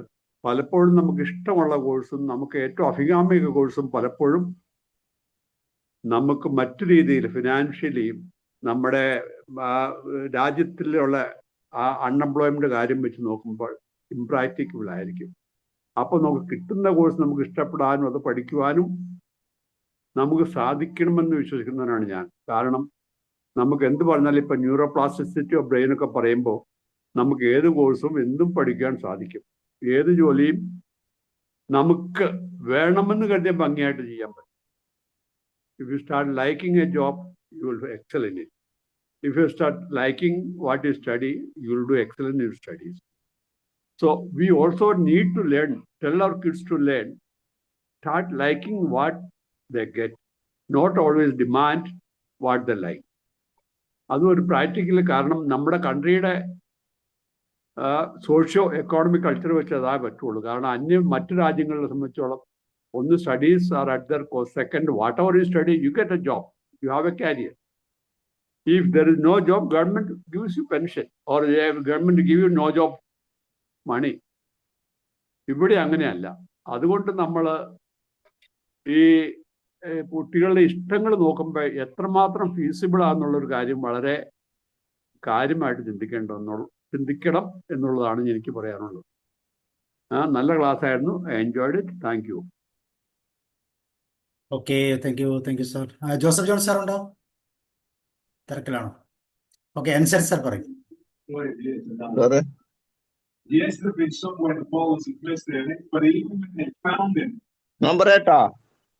പറഞ്ഞോളൂ. നല്ല ക്ലാസ് ആയിരുന്നു സാർ. കരിയർ ഗൈഡൻസ് ഞാൻ ഇങ്ങനെ നോക്കിയപ്പം കരിയർ ഗൈഡൻസ് ആണ്, അതുകൊണ്ട് കയറാമെന്ന് പറഞ്ഞു. വളരെ സിസ്റ്റമാറ്റിക് ആയിട്ട് സാറ് കറക്റ്റ് ആയിട്ട് പറഞ്ഞു. പിന്നെ കുട്ടികളുടെ താല്പര്യവും ഇൻട്രസ്റ്റും പിന്നെ അവരുടെ പാഷനും ഒക്കെ നോക്കി ചെയ്യണം. അതുപോലെ സാധാരണ ആളുകൾ പറയാത്ത 5 വർഷം കഴിയുമ്പോൾ ഇത് കോഴ്സ് തീർന്നു കഴിയുമ്പം ഇവിടത്തെ അവരുടെ ജോബ് ഓപ്പർച്യൂണിറ്റിയെ കുറിച്ച് ഇല്ലാതെ ഇപ്പോഴത്തെ ജോബ് ഓപ്പർച്യൂണിറ്റി വെച്ചിട്ട് പഠിക്കാൻ വിടും. ആ കാര്യത്തിനെ കുറിച്ച് പേരൻസിനും വലിയ ധാരണയൊന്നുമില്ല. ഇപ്പൊ മെക്കാനിക്കൽ പഠിച്ചിട്ട് വരുമ്പം ഇവിടെ ജോലിയുണ്ട് എല്ലാവർക്കും കിട്ടിയെന്ന് പറഞ്ഞിട്ട് മെക്കാനിക്കലിന് 5 വർഷം കഴിയുമ്പോൾ എന്താണ് അതിന്റെ സ്ഥിതി എന്നുള്ളതിനെ കുറിച്ച് ഐഡിയ ഇല്ലാത്തതാണ് പലർക്കും പറ്റുന്ന അബദ്ധം. അപ്പൊ അത് കൃത്യമായിട്ട് സാറ് പറഞ്ഞു. അപ്പൊ അതനുസരിച്ച് വേണം പിന്നെ എമർജിങ് കാരിയേഴ്സ്, പുതിയ എന്തൊക്കെ ജോലികൾ വരുന്നുണ്ട്, അതിനുള്ള അവസരം എങ്ങനെയാണ് എന്നുള്ള കാര്യങ്ങൾ പറഞ്ഞു. അതുപോലെ സാറ് പഠിക്കുന്ന ഇൻസ്റ്റിറ്റ്യൂഷനെ കുറിച്ച് പറഞ്ഞു. നല്ല ക്ലാസ് ആയിരുന്നു sir. Thank you. Okay, thank you sir. മർജോദിനോ?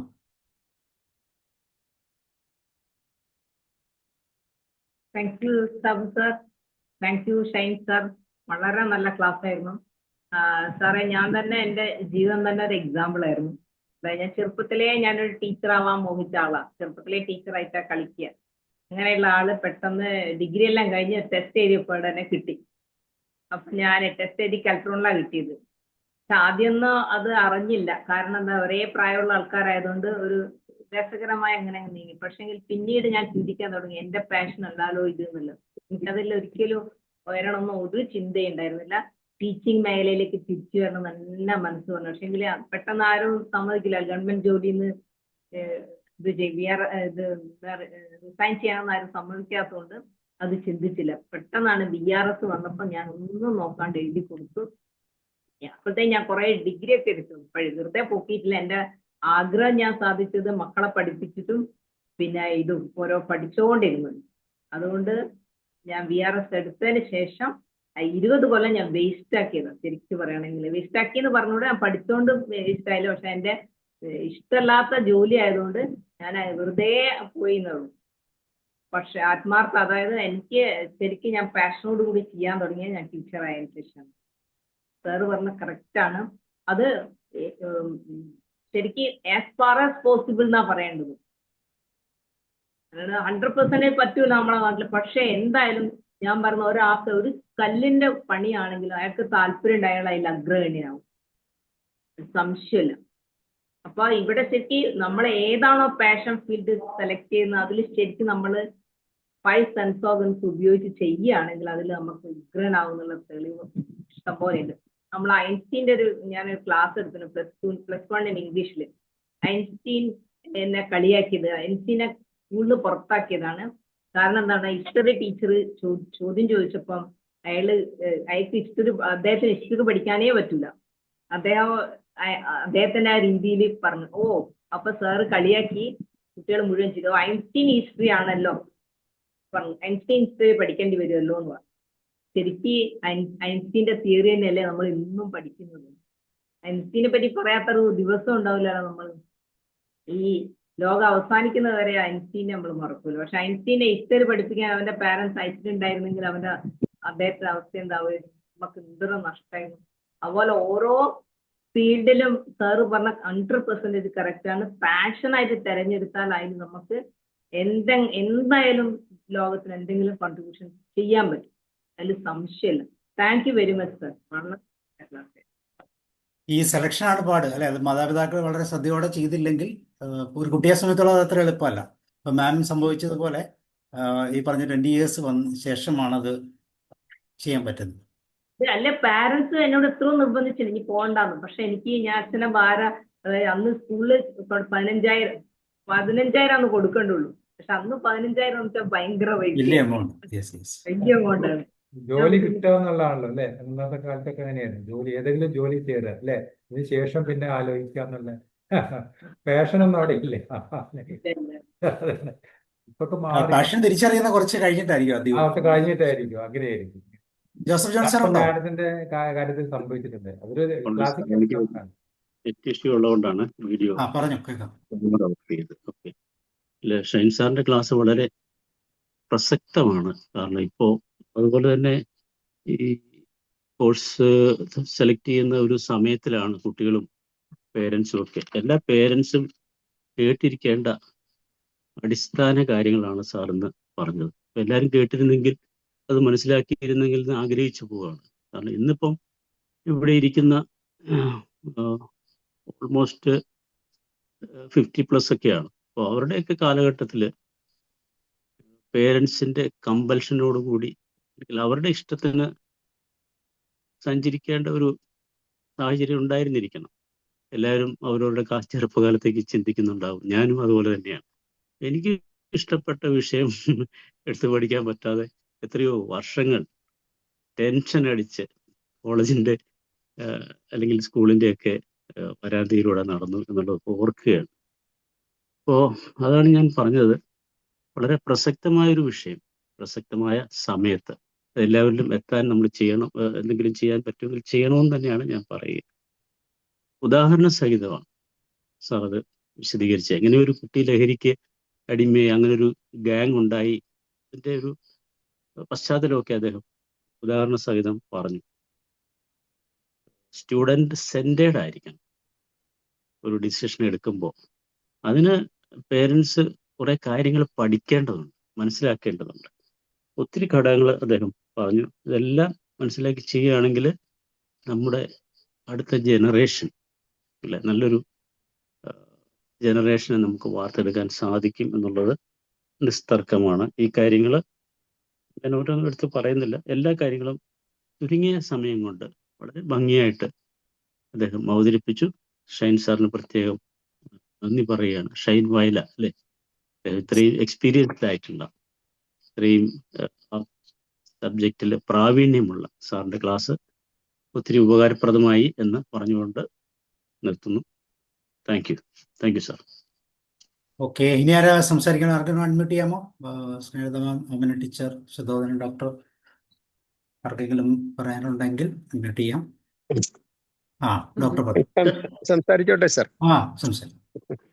ഈ നമ്മുടെ പാഷൻ പോലെ തന്നെ വളരെ പ്രധാനമാണ് നമ്മുടെ ഇപ്പോഴത്തെ ഒരു സാമൂഹ്യ സാഹചര്യങ്ങളും ശമ്പളം, ജോലി തുടങ്ങിയതെല്ലാം വളരെ വളരെ പ്രധാനപ്പെട്ട ഒരു കാര്യമാണ്. അപ്പം ഇന്നലെ വൈകുന്നേരം ഞാൻ നമ്മുടെ ഗോപിനാഥ് മുതുകാട് അദ്ദേഹത്തിൻ്റെ കൂടെ ഞങ്ങളുടെ ഒരു ഫംഗ്ഷൻ, OISKയുടെ ഒരു ഫംഗ്ഷനിൽ അദ്ദേഹം ഉണ്ടായിരുന്നു. അദ്ദേഹമായിട്ട് ദീർഘകാലം സംസാരിച്ചു. അദ്ദേഹത്തിൻ്റെ വലിയ പാഷൻ മജീഷ്യൻ ആകുക എന്നുള്ളതായിരുന്നു. നമുക്ക് വളരെ വിചിത്രമായിട്ട് തോന്നുന്നുണ്ട്. മജീഷ്യൻ ആകുക, മാജിക് കാണിക്കുക, ആളുകളെ വിസ്മയിപ്പിക്കുക, ഇതൊക്കെയായിരുന്നു അദ്ദേഹത്തിൻ്റെ ഏറ്റവും വലിയ മോഹം. അതിനുവേണ്ടി ഒരുപാട് ത്യാഗം സഹിച്ചു, ഒരുപാട് കഷ്ടപ്പെട്ടു, പഠിച്ചു, അതെല്ലാം ചെയ്തു. അതൊക്കെ കഴിഞ്ഞ് ഒരു ഘട്ടം കഴിഞ്ഞപ്പോഴാണ് അദ്ദേഹം തിരിച്ചറിഞ്ഞത് അദ്ദേഹത്തിൻ്റെ ഈ മാജിക്കിനോടുള്ള പാഷൻ അന്നത്തെ ഒരു കൗതുകമായിരുന്നു. ഇപ്പോൾ അദ്ദേഹം ഈ നമ്മുടെ ഡിഫറൻ്റ്ലി ഏബിൾഡ് ആൾക്കാരെ റീഹാബിലിറ്റേറ്റ് ചെയ്യുന്ന കാര്യത്തിലും ഒക്കെ ആയിട്ട് അദ്ദേഹം ഉൾപ്പെട്ടിരിക്കുകയാണ്. അപ്പം ഞങ്ങളുടെ OISKയായിട്ട് സഹകരിച്ചിട്ട് കാസർഗോഡ് എൻഡോസൾഫാൻ ദുരിതബാധിതർക്ക് വേണ്ടിയിട്ട് വലിയ ഒരു സ്ഥാപനമൊക്കെ അദ്ദേഹം ഉണ്ടാക്കുന്നുണ്ട്. അത് ചെയ്യുന്നുണ്ട്. അതേപോലെ ഇന്നലെ ഈ ഒരു റോഷൻ ബിജലി എന്ന് പറഞ്ഞൊരു ഡോക്ടറുണ്ട് നമ്മുടെ കോഴിക്കോട് CRC. ഈ ഡിഫറെൻ്റ് ഏബിൾഡ് ആളുകളെ അവരെ physio therapy, occupational therapy, speech, അങ്ങനെ ഒരുപാട് കാര്യങ്ങൾ പഠിപ്പിച്ചു കൊടുക്കുന്ന ഒരു സ്ഥാപനത്തിന്റെ ഡയറക്ടറാണ് അദ്ദേഹം. അദ്ദേഹം നേരത്തെ ഈ ഇന്ത്യ വിഷനിൽ വന്നിട്ട് ഹെൽത്ത് ടിപ്പുകൾ വളരെ മനോഹരമായി അവതരിപ്പിച്ചിരുന്ന ഒരാളായിരുന്നു. അപ്പോൾ അദ്ദേഹം ഉണ്ടായിരുന്നു ഈ ഡിസ്കഷനിൽ. അദ്ദേഹം പറഞ്ഞ അദ്ദേഹത്തിന്റെ ഏറ്റവും വലിയ മോഹം സിനിമ നടനാകുക എന്നുള്ളതായിരുന്നു. അപ്പോൾ അതുകൊണ്ട് അദ്ദേഹം ഈ സർഗം സിനിമയിൽ കുട്ടൻ തമ്പുരാന്റെ ബാല്യകാലം, അതേപോലെ വടക്കൻ വീരഗാഥയിൽ മമ്മൂട്ടിയുടെ ബാല്യകാലം ഒക്കെ അവതരിപ്പിക്കുന്ന ചെറുപ്രായത്തിൽ, അത് കഴിഞ്ഞതിന് ശേഷം അദ്ദേഹത്തിൻ്റെ അച്ഛനാണ് അദ്ദേഹത്തിനെ നിർബന്ധിച്ച് MBBS പഠിക്കാൻ വിടുന്നു. അത് കഴിഞ്ഞ് സൈക്യാട്രിയും ഒക്കെ പഠിച്ച് അത് കഴിഞ്ഞ് ഇപ്പോൾ അദ്ദേഹം സ്ഥാപനത്തിൻ്റെ ഡയറക്ടറാണ്. CRC കോഴിക്കോട് മെഡിക്കൽ കോളേജിനോട് ചേർന്നിട്ടുള്ള വലിയൊരു സ്ഥാപനമാണ്. അപ്പം നമ്മൾക്ക് ഈ പാഷൻ്റെ കാര്യത്തിൽ നമ്മളെ ഒരു ശാസ്ത്രീയമായിട്ടുള്ള ഒരു കാഴ്ചപ്പാടോ അല്ലെ വിശദീകരണം എന്നുള്ളതുകൊണ്ടാണ് ഞാൻ 2 ഉദാഹരണം പറഞ്ഞു. ഒരു പ്രായത്തിലുള്ള പാഷൻ, ഒരു പ്രായത്തിലുള്ള കൗതുകങ്ങൾ, ഒരു പ്രായത്തിൽ നമ്മുടെ അഭിനിവേശങ്ങൾ, ഇതൊക്കെ സ്ഥായിയാണെന്ന് നമ്മൾ വിചാരിക്കേണ്ട. അത് മാറിക്കൊണ്ടിരിക്കും. ഇപ്പോൾ ഈ ഗോപിനാഥ് മുതുകാട് ഇപ്പോഴാണ് അദ്ദേഹം തിരിച്ചറിഞ്ഞ് അദ്ദേഹത്തിന് ഈ വലിയ അനുതാപവും കമ്പാഷനും ഈ നഴ്സിംഗ് മൈൻഡും ഒക്കെ ഉള്ള ഒരാളാണെന്ന് അറിഞ്ഞിട്ട് അദ്ദേഹം U-ടേൺ അടിച്ചിട്ട് അത് ഉപേക്ഷിച്ചു. അദ്ദേഹം ഈ മാജിക് ഉപേക്ഷിച്ചിട്ട് അദ്ദേഹം അത് ഈ ഡിഫറൻ്റ്ലി ഏബിൾഡ് കുട്ടികളെ പരിചരിക്കുന്നതിന് വേണ്ടി ജീവിതം മാറ്റി. അതുപോലെ ഈ ഡോക്ടർ റോഷൻ ബിജലിയും അതേപോലെയാണ്. അപ്പോൾ ഈ നമ്മുടെ ഈ കരിയർ കൗൺസിലിങ്ങും അല്ലെങ്കിൽ അതിനുള്ള ഗൈഡൻസ് കൊടുക്കുമ്പോഴും നമ്മൾ ഈ കുട്ടിയുടെ പാഷൻ എന്ന് പറയുന്നത് താൽക്കാലികമാണത്. കുട്ടിക്ക് ഇപ്പം സുരേഷ് ഗോപിയുടെ സിനിമ കണ്ടിട്ട് ഒരുപാട് പേര് പോലീസിൽ ചേരാൻ പോവുകയും മോഹൻലാലിൻ്റെ ഈ കീർത്തിചക്രയൊക്കെ കണ്ടിട്ട് പട്ടാളത്തിൽ ചേരാൻ പോവുകയും ഒക്കെ ചെയ്ത ധാരാളം പേരുണ്ട്. കാരണം അത് ഒരു പാഷനാണ് എന്ന് പറഞ്ഞു. പക്ഷെ നമ്മളിപ്പോൾ ഈ ഏറ്റവും കൂടുതൽ പോപ്പുലേഷനുള്ള ഒരു രാജ്യത്ത് ഏറ്റവും കൂടുതൽ ഈ ആൾക്കാർ പഠിക്കാനുള്ള ഒരു ഇതിൽ തയ്യാറെടുപ്പിൽ നിൽക്കുന്ന ഒരു രാജ്യത്ത് നമ്മൾ എംപ്ലോയബിലിറ്റി അത് വളരെ പ്രധാനമാണ്. അതേപോലെ അതിൽ നിന്നുള്ള ഇൻകം നമുക്കറിയാം. നന്നായിട്ടൊന്ന് ജീവിച്ചു പോകണമെങ്കിൽ നല്ല സാലറി വേണം. അപ്പോൾ ഈ മറ്റേ മൈക്രോബയോളജി എടുത്തവർ, ബയോടെക്നോളജി എടുത്തവർ ഒക്കെ ഒരുപാട് പേര് തൊഴിലില്ലാതെ നിൽക്കുകയും BTech പഠിച്ചവർ ബാങ്ക് ടെസ്റ്റ് എഴുതുകയും അതുപോലെ ഒക്കെ ചെയ്യുന്ന രീതിയിൽ ഒക്കെ. അപ്പം വളരെ വളരെ ടർബുലൻസ് ആയിട്ടുള്ള ഒരു മേഖലയാണിത്. പേരൻസ് വളരെ സ്ട്രെസ്ഡ് ആണ്. ഏതാണ് എടുക്കേണ്ടത് എന്ന് ചോദിച്ചാൽ അറിഞ്ഞുകൂടാ. അപ്പോഴാണ് ഈ കൂട്ടുകാർ എടുത്ത കോഴ്സിനും മറ്റേയും പോകുന്നത്. അപ്പോൾ ഇന്ന് രാവിലെ ഞാനൊരു വീട്ടിൽ പോയിരുന്നു സാർ. ഒരു പെൺകുട്ടി, 2 പെൺകുട്ടികളാണ്. അച്ഛൻ ബസ് ഡ്രൈവർ ആയിരുന്നു. അച്ഛൻ ഹാർട്ട് അറ്റാക്ക് ആയിട്ട് മരിച്ചുപോയി. അപ്പോൾ ഈ പെൺകുട്ടികൾ 2 അമ്മയാണ് ഉള്ളത്. അപ്പോൾ അമ്മയ്ക്കൊരു ജോലി ഞാൻ റെക്കമെൻഡ് ചെയ്ത് നമ്മുടെ അഹല്യ ഹോസ്പിറ്റലിൽ വാങ്ങിക്കൊടുക്കുകയുണ്ടായി. അവിടെ എന്ന് പറഞ്ഞാൽ അവർ ഹൗസ് കീപ്പിംഗ് ആണ് ചെയ്യുന്നത്. ഈ 2 പെൺകുട്ടികളിൽ മൂത്ത പെൺകുട്ടി എറണാകുളത്താണ് പഠിക്കുന്നതെന്ന് പറഞ്ഞു. നല്ല സ്റ്റൈലിൽ ഇംഗ്ലീഷ് പറയുന്നുണ്ട്, നല്ല മോഡേൺ ഡ്രസ്സിൽ വന്ന് നിൽക്കുന്നുണ്ട്. പാവപ്പെട്ട കുടുംബമാണ്. ഞാൻ ചോദിച്ചപ്പോൾ ജർമ്മൻ ഭാഷ. അപ്പോൾ അവളോട് ഞാൻ ചോദിച്ചു, മോൾ എന്താ പഠിക്കുന്നതെന്ന് ചോദിച്ചപ്പോൾ പറഞ്ഞു ജർമ്മൻ. എനിക്ക് പെട്ടെന്ന് മനസ്സിലായി. ഞാൻ ചോദിച്ചു എന്താ? German language. ഞാൻ ചോദിച്ചു മോൾ അത് പഠിച്ചാൽ നിനക്ക് +2 കഴിഞ്ഞിട്ടാണ്, അപ്പോൾ എന്ത് ജോലി കിട്ടുമെന്ന് ചോദിച്ചു. അപ്പോൾ ജർമ്മനി പഠിക്കാൻ പോവാന്ന് പറഞ്ഞു. ഞാൻ പറഞ്ഞു അവിടെ പഠിക്കാൻ പോയിട്ട് ഇതിന് ഇപ്പോൾ എത്ര ഫീസ് കൊടുത്തു ഇത് പഠിക്കാൻ? ഇപ്പോൾ 1 lakh. അപ്പോൾ അത് കഴിഞ്ഞ് ഹോസ്റ്റൽ, അത് പുറത്ത് ഞങ്ങൾ PG താമസിക്കുന്നു. She's very fluent in English. ഇതെല്ലാം പറയുന്നു. പക്ഷെ ആ കുഞ്ഞിന് അറിയുന്നില്ല ഈ ജർമ്മനിയിൽ പോയി ഒരു ജോലി കിട്ടാനായിട്ട് ഉള്ള ഈ ബുദ്ധിമുട്ടുകളൊന്നും അറിയില്ല. ആ കുട്ടി വിചാരിക്കുന്നത് ജർമ്മനിയിൽ ചെന്ന് കഴിഞ്ഞാൽ അവിടെ ഇങ്ങനെ ഈ റെഡ് കാർപ്പറ്റ് വിരിച്ചിട്ടിരിക്കുകയാണെന്നും അവിടേക്ക് ചെന്ന് കഴിഞ്ഞാൽ യൂറോ മരത്തിൽ നിന്ന് കുലുക്കി എടുത്തിട്ട് നേരെ വീട്ടിലെ കഷ്ടപ്പാട് തീർക്കാമെന്നൊക്കെയാണ് ആ കുട്ടി ധരിച്ചു വെച്ചിരിക്കുന്നത്. ഞാൻ ചോദിച്ചു ആരാണ് പ്രേരിപ്പിച്ചതെന്ന് ചോദിച്ചപ്പം 2 കൂട്ടുകാരികൾ അതിന് പോകുന്നു എന്ന് പറഞ്ഞു. ആരൊക്കെയാണെന്ന് ചോദിച്ചപ്പോൾ 2 ഡോക്ടേഴ്സിൻ്റെ മക്കളാണ് അങ്ങനെ പോകുന്നത്, എറണാകുളത്ത് പോകുന്നതൊക്കെ. ഇവിടെ ഈ പാലക്കാട് എലപ്പുള്ളി കുഗ്രാമത്തിൽ ഒരു പാവപ്പെട്ട കുട്ടി അവിടെ ചെന്നിട്ട് അതിന് എന്താവും എന്ന് ചോദിച്ചാൽ അങ്ങനെ. അപ്പോൾ ഈ പാഷൻ നമ്മുടെ കൗൺസിലേഴ്സ് എല്ലാം പറയുന്നുണ്ടെങ്കിൽ ഞാൻ പറയും ഈ പേരൻസിന് വലിയൊരു റോളുണ്ട്. പേരൻസ് കൃത്യമായിട്ട് ഈ +2 പാസ്സാകുന്ന 17 വയസ്സുള്ള ഒരു കുട്ടിക്ക് ഈ അതിൻ്റെ പാഷൻ എന്താണെന്ന് ചോദിച്ചാൽ ഫാഷൻ ഡിസൈനിങ്. കാരണം നല്ല സ്റ്റൈലിൽ ഒരുങ്ങി നടക്കുന്ന കുട്ടിക്ക് അതാണ് ആഗ്രഹം എന്നൊക്കെ പറയും. അങ്ങനെ ആവരുത്, ഒരിക്കലും അങ്ങനെ വിട്ടുകൊടുക്കരുത്. കുട്ടിയുടെ പാഷൻ എന്ന് പറഞ്ഞാൽ വി ക്യാൻ ഡിസൈൻ. പേരൻസിന് ഡിസൈൻ ചെയ്യാൻ പറ്റും, പേരൻസിന് ഗൈഡ് ചെയ്യാൻ പറ്റും. പേരൻസിന് വലിയ റോളുണ്ട്. കാരണം പേരൻസിനാണ് അറിയുന്ന ഇന്നത്തെ ഈ സാമൂഹ്യ സ്ഥിതിയും കാര്യങ്ങളും ഒക്കെ.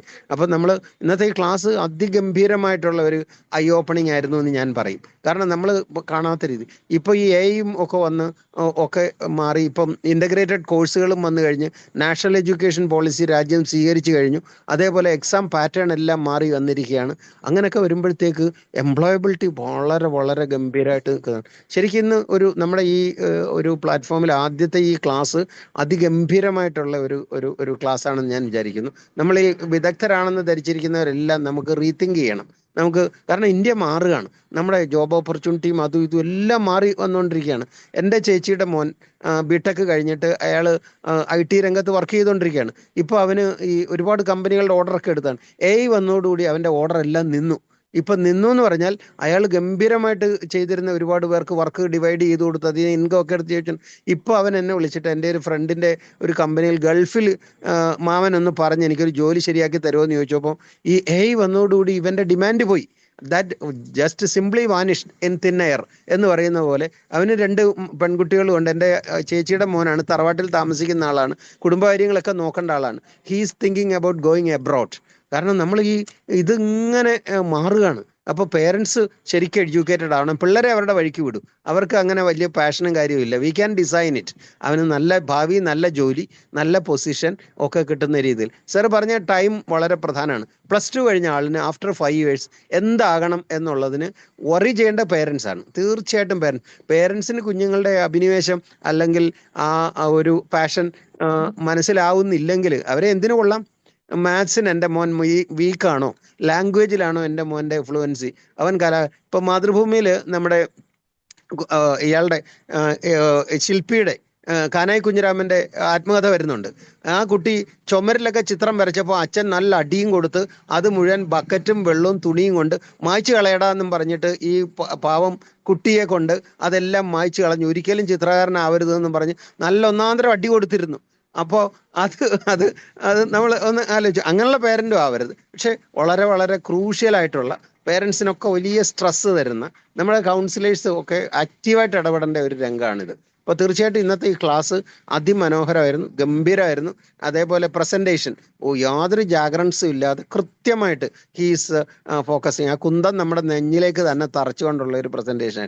സർ, 2nd, 3rd ക്ലാസ്സുകളും അദ്ദേഹത്തിന് നിർബന്ധിച്ചൊന്ന് എടുപ്പിക്കണേ. I am requesting. തീർച്ചയായും സാർ, തീർച്ചയായും. പലപ്പോഴും പാഷൻ, ഷൈൻ സാർ എന്തെങ്കിലും ഒരു അഭിപ്രായം ഉണ്ടെങ്കിൽ പറയാം. എന്തെങ്കിലും പാഷൻ എന്ന് പറയുമ്പോൾ കുട്ടികളുടെ പാഷൻ എന്ന് പറഞ്ഞൊരു വാക്ക് ഇതിൻ്റെ അകത്ത് വരുന്നില്ല സാർ. അതൊരു സയന്റിഫിക് ആയിട്ട് തന്നെ കണ്ടുപിടിക്കുന്നത്. സയന്റിഫിക് വേയിൽ അത് അസസ് ചെയ്യണം. അസസ് ചെയ്യുന്നിടത്താണ് സൈക്കോളജി. വളരെ ഓരോ മാസം കഴിയുമ്പോൾ മാറി മാറി പറയും. അതെ, പാഷൻ അത് സാറ് പറഞ്ഞിട്ടുണ്ട്. പാഷൻ എന്ന് പറഞ്ഞാൽ നമ്മുടെ കുട്ടികളുടെ സഹപാഠികളുടെ പാഷൻ അതൊന്നും ആവരുത്. ഒരു കാര്യം കൂടെ പറഞ്ഞോട്ടെ സാറേ?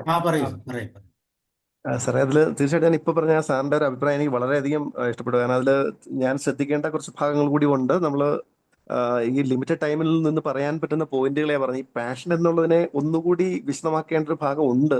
ആക്ച്വലി അത് ഇപ്പൊ കുട്ടിയെ സംബന്ധിച്ച് നേരത്തെ സാർ പറഞ്ഞതുപോലെ തന്നെ ഇഷ്ടങ്ങൾ എപ്പോഴും ചേഞ്ച് ആകുന്ന ഒന്നാണ്. പക്ഷെ ഇവന്റെ ഇന്നേറ്റ് ആയിട്ട് ഇവന് ചെയ്യാൻ പറ്റുന്ന ചില കാര്യങ്ങളുമായിട്ട് കണക്റ്റഡ് ആവുന്ന ചില പാഷനുകളുണ്ട്. ഒരു പാഷൻ നേരത്തെ പറഞ്ഞത് ചിലപ്പോൾ എനിക്ക് പോലീസ് ആകാൻ ഇഷ്ടമായിരിക്കും, ഡ്രൈവർ ആകാൻ ഇഷ്ടമായിരിക്കും, എനിക്കൊരു കർഷകനാകാൻ ഇഷ്ടമായിരിക്കും. അങ്ങനെ ഒരുപാട് പാഷൻസ് നമുക്കുണ്ടാകും.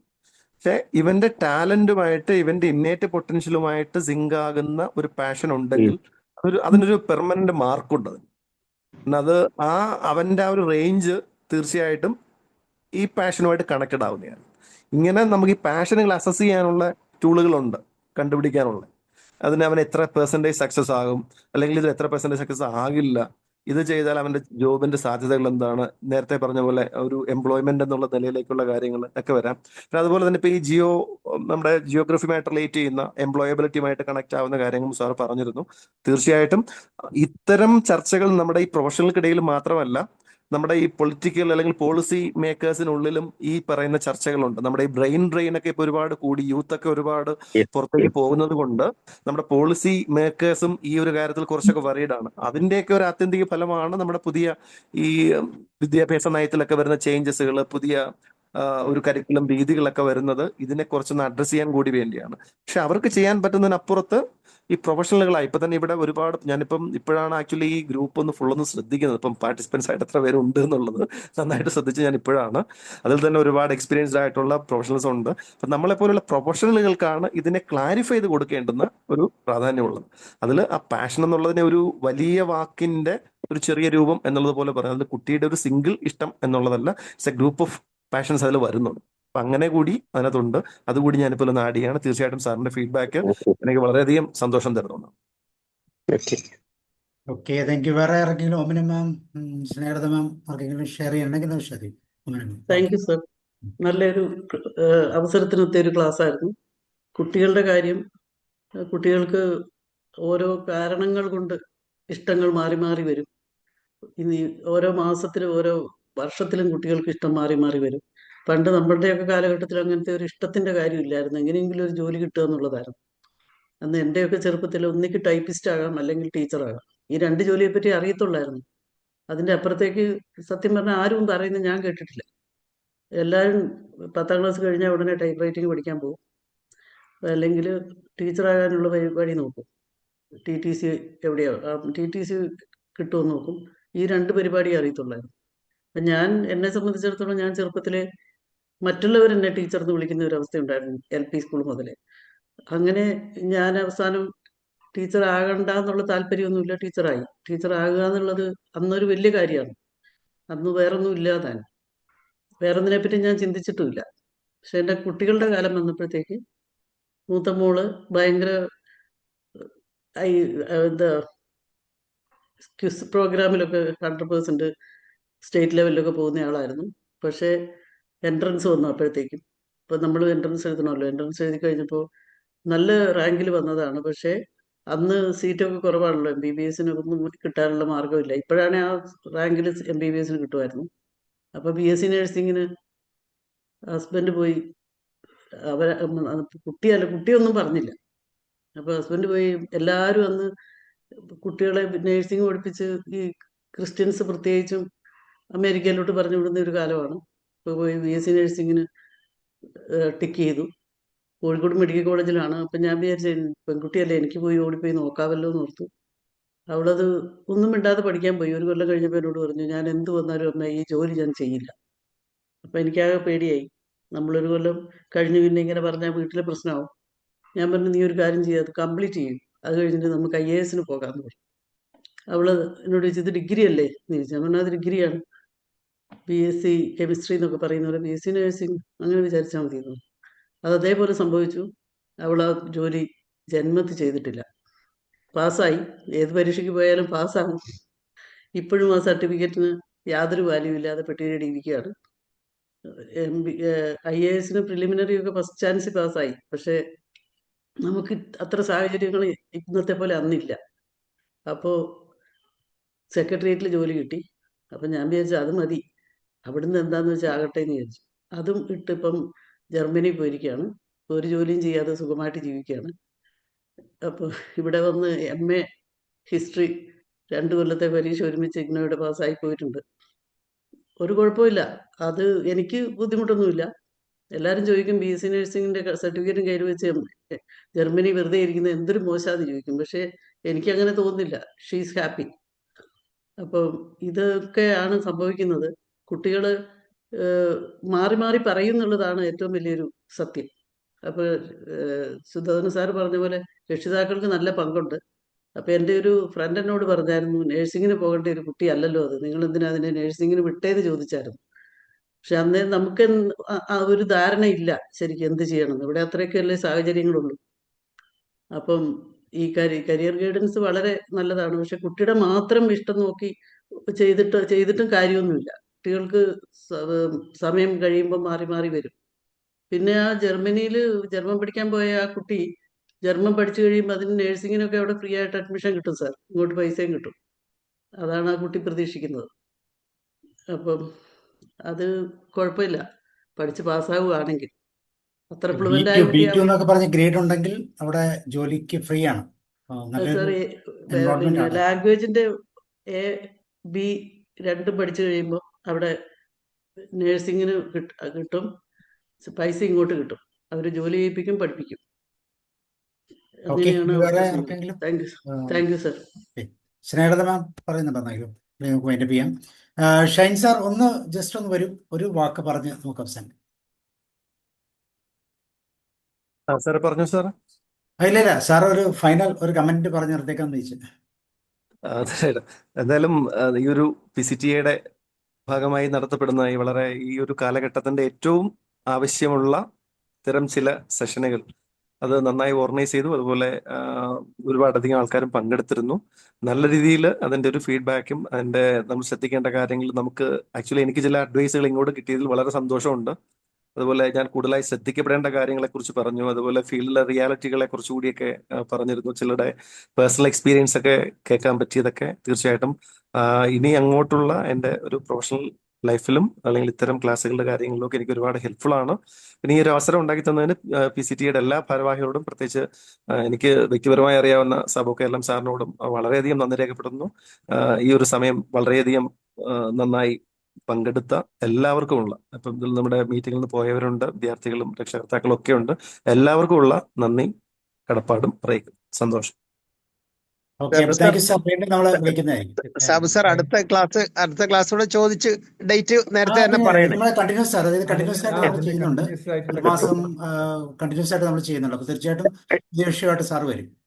ഷൈൻ സാറിന്റെ സെഷൻ. ഓക്കെ, തീർച്ചയായിട്ടും. ഓക്കെ, അപ്പം താങ്ക് യു വെരി മച്ച് എല്ലാവർക്കും. Good night, see you. നാളെ നമുക്ക് ആഫ്റ്റർ 10th എന്ന് പറയുന്ന ഒരു വിഷയമായിരിക്കും.